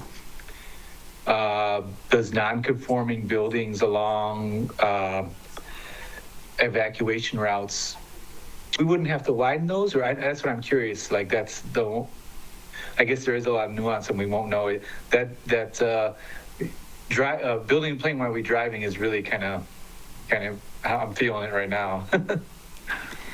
Yeah, I think, we held a series of workshops in the Mill Camp area because that was one of the largest loss of life of the burn zone. And from walking away from those workshops, residents tended to not want to give up any frontage of their property. And my understanding is that the administration addressed the situation by providing more connector or through streets so that when they ran their evacuation modeling for the situation, everybody could get out. So they purchased up either a property or an easement through one of the properties on Aki Street so that you can get out and in that way. They're planning on another go around partially into the plantation, the Pioneer Mill property around to like Komomai or something. And then also like a Dickinson Street extension, depending on if the Pioneer Mill property would allow extension from like Aki Street down to Papalawa. But they had several extensions instead of going the road widening route because the residents in those areas, a lot of them are like, from plantation time. So they didn't have a lot of square footage to work with to begin with. and having to come up to building code standards, possibly setbacks. And there's some setbacks, I think the cross corner ones that aren't, that we don't want to, for safety reasons, allow to go back. So there's a lot of variables in that whole thing. And I don't know that the routes have all been set yet. Okay. Thanks for that response, Councilmember Paulton. Sorry, I couldn't hear that loud. They're leaf blowing now, so, but I got the gist. Thank you so much. Sure. Member Rollins Fernandez? Hello, Chair. I look forward to further discussion next Tuesday. Okay. Member Cook? Okay. If everyone agrees, we can just give Member Uu Hodgins unlimited time, because it seems, unless somebody, some of the questions she asked spark something and then raise your hand, but I will let Member Uu Hodgins exhaust her questions. No objection. Wow, pressure. Thank you. I do have a few more questions, I guess, but mainly related to the enforceable building codes, subjective to whatever the fire chief decides. Are we thinking this is going to be the entire commercial building codes to shore up the safety of this residential area, or what specific sections do we think of the commercial code will be applicable to these residential units? If fire is on. That question is for Captain Voss. Okay, Captain I'm looking at it right now, and a lot of it's replaced and new, 16.26C, so.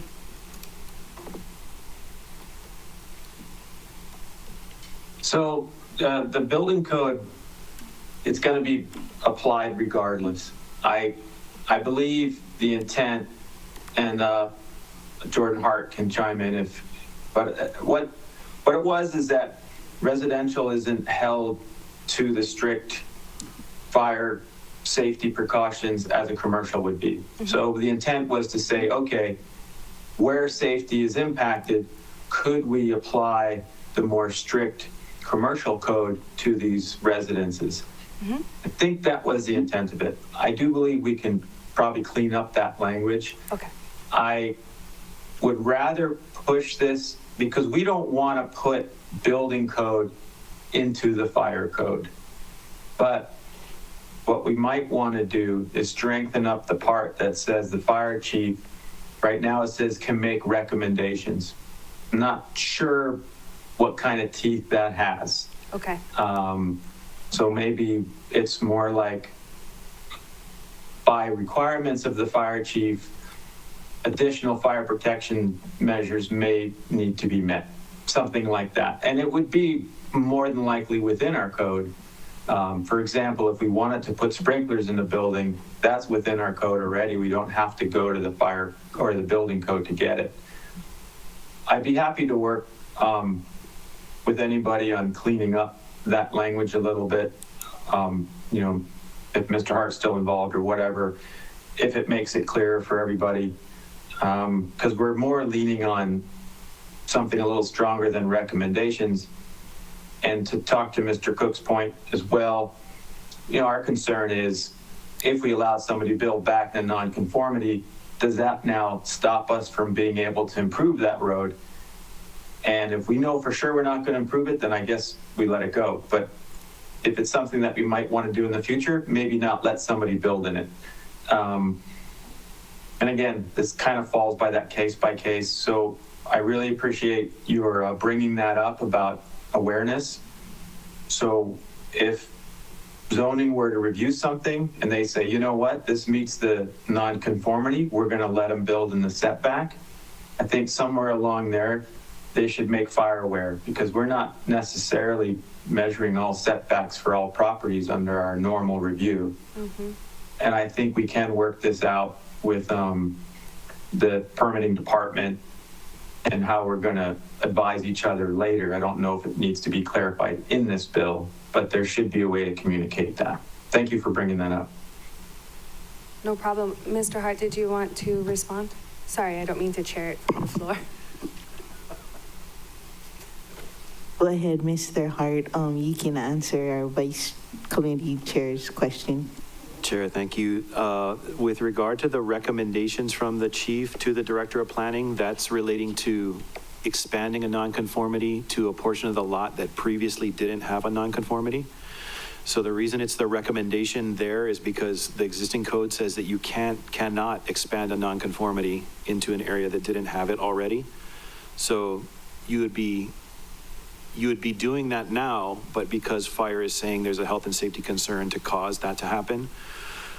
For the portions that relate to the fire chief requiring compliance with the fire code and the commercial building code, that's a require, it's not a recommend.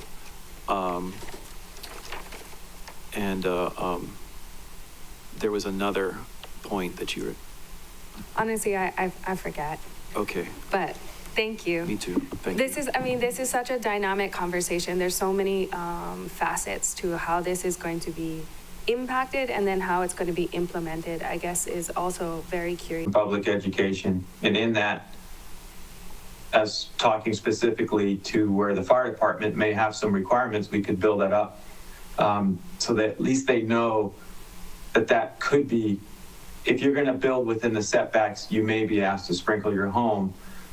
It's not necessarily the case for everybody, but it could happen. And so with the awareness there, they may decide, you know what, maybe I won't build in my setbacks. If they do decide to do that, then that might be one of the things that we may be asking for. I'm curious to see how this is going to work in the very smaller lots that Lahaina has, when people have no choice to sometimes build in their setbacks to accommodate their ever-growing family, and then to also accommodate a sprinkler system. I don't disagree with Captain Voss that we have to, of course, protect the safety of everyone, really, and our neighbors and each other, and with some odd acknowledgement that life is just never risk-proof. I don't know where the balance is. I'm just saying we have to find it somewhere. And I guess every property might be different, but if we're gonna assess each and individual property individually, this is gonna take a really long time. To add to that, in Member Cook's committee earlier this year, they did state that our current fire hydrant systems are not designed nor can they handle a mega fire. And to the sprinkle point, one of my nephews just had installed sprinklers at the outlets and they burned down. So if we're dealing with a mega fire, as in all the other localities where a mega fire has occurred, the hydrants, the sprinklers, the water fails because that's not what the fire hydrant system was designed for. It was designed for, 3-4 houses max, not an entire town. And so I don't know what the solution to that is, because of all the states that have dealt with mega fire, yes, they are considered to be the experts, in the country, and still yet LA happened. So, and even in Lahaina, there's people whose house burnt down in 2018 and burnt down again in 2023, and similar to other jurisdictions in California. So, we're making our best effort to build back safe, but it really does take attention to all the details, the large landowners, the individual property owners, that 5 foot of buffer,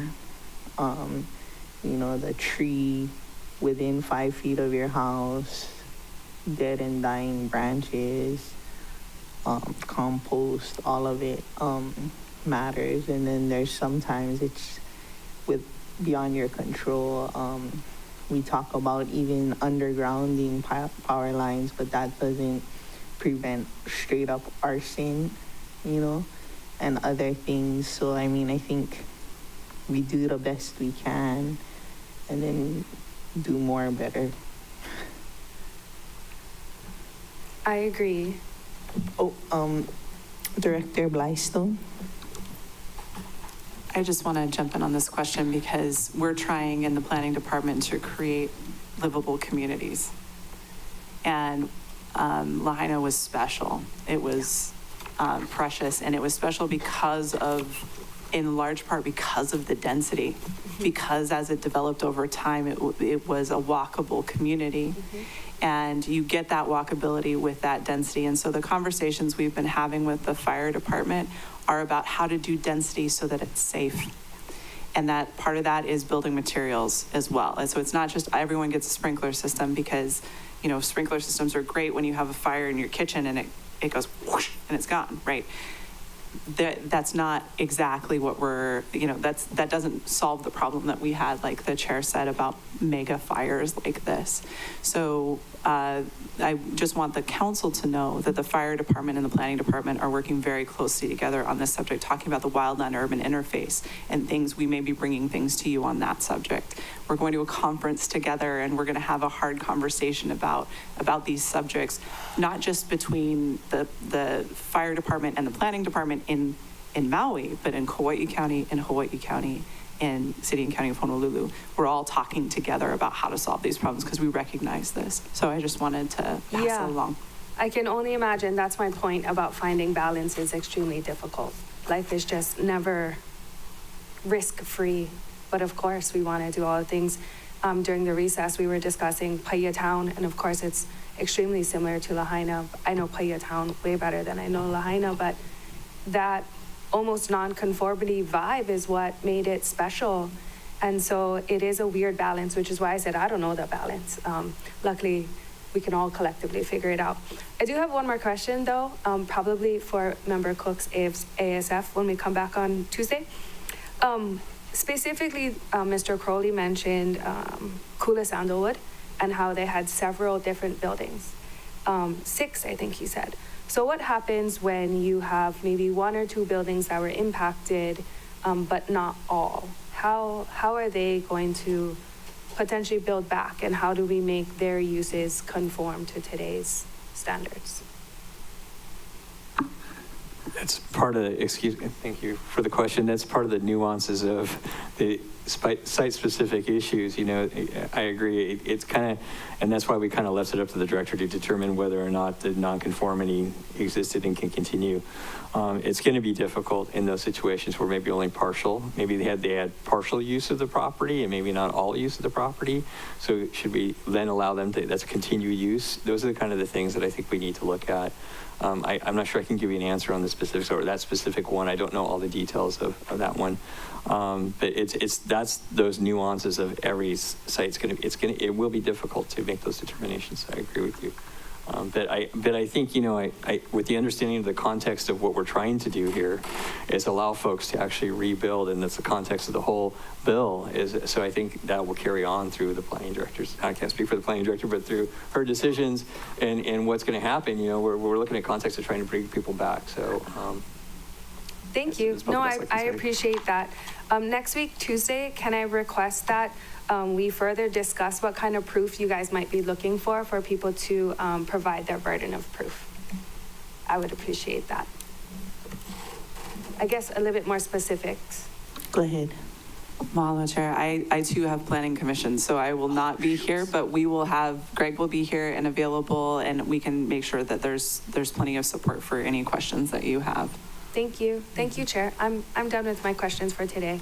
I appreciate everybody's flexibility. Okay, Chair Lee. Okay, planning.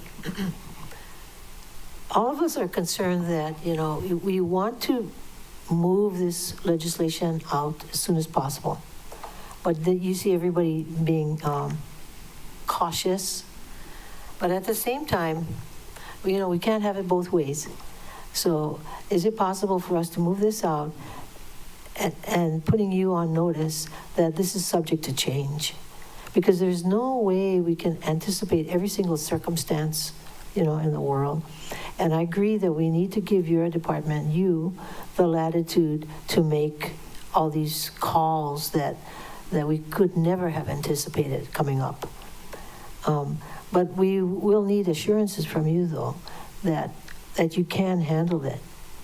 Yeah, like for instance, instead of you carrying the entire burden, that there may be 2 or 3 of you that, confer with each other over these issues on a regular basis.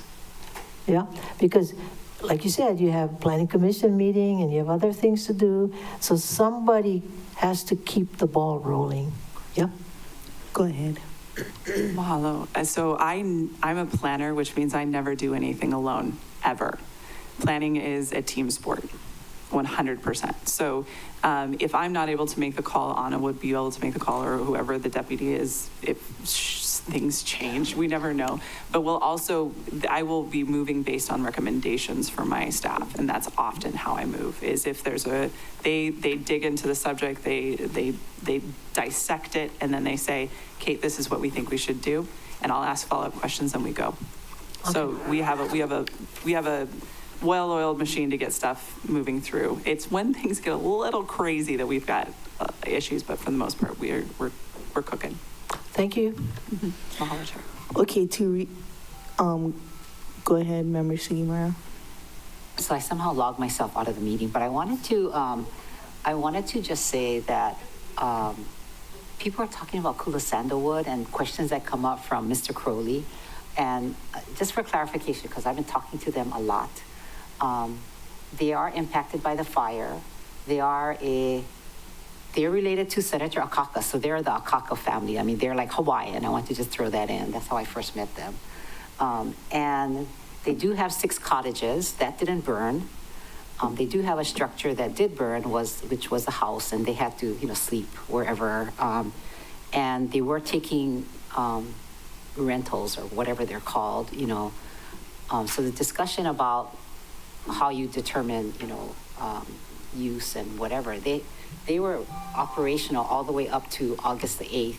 And whenever they could, they were taking in fire victims or, Army Corps of Engineer, whoever needed housing. So they've been active.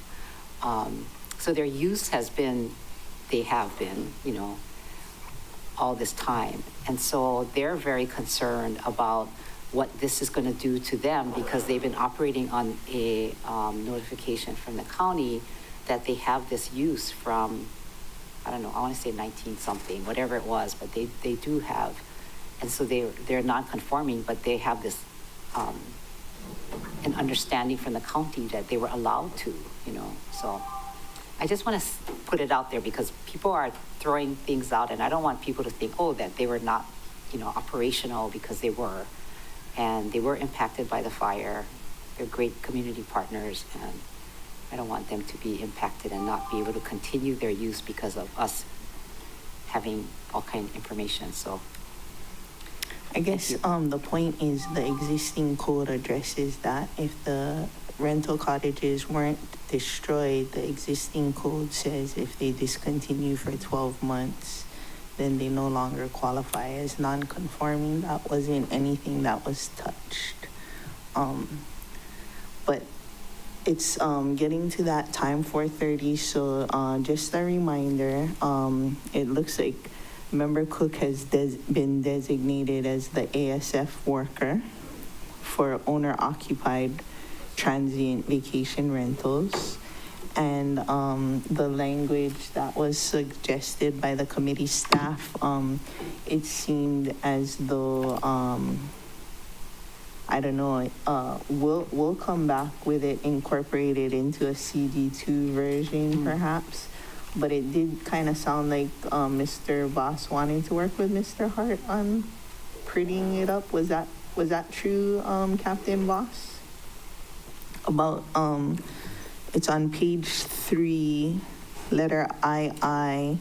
The suggested amendment is to say the repair or reconstruction is permitted in compliance with Title 16 For residential projects, the fire chief may exceed the requirements of the residential code by requiring compliance with chapters 16.25 and 16.26C, or portions of those chapters as may be necessary to improve public safety.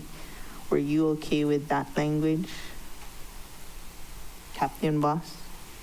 Well, if it sounds to me like people weren't really clear on that, and to be honest with you, I'm not 100% sure how we would apply that exactly either, but we probably should have a discussion with planning and see if that meets the need, and then propose something to you guys and see if it sounds clear if we rewrite that.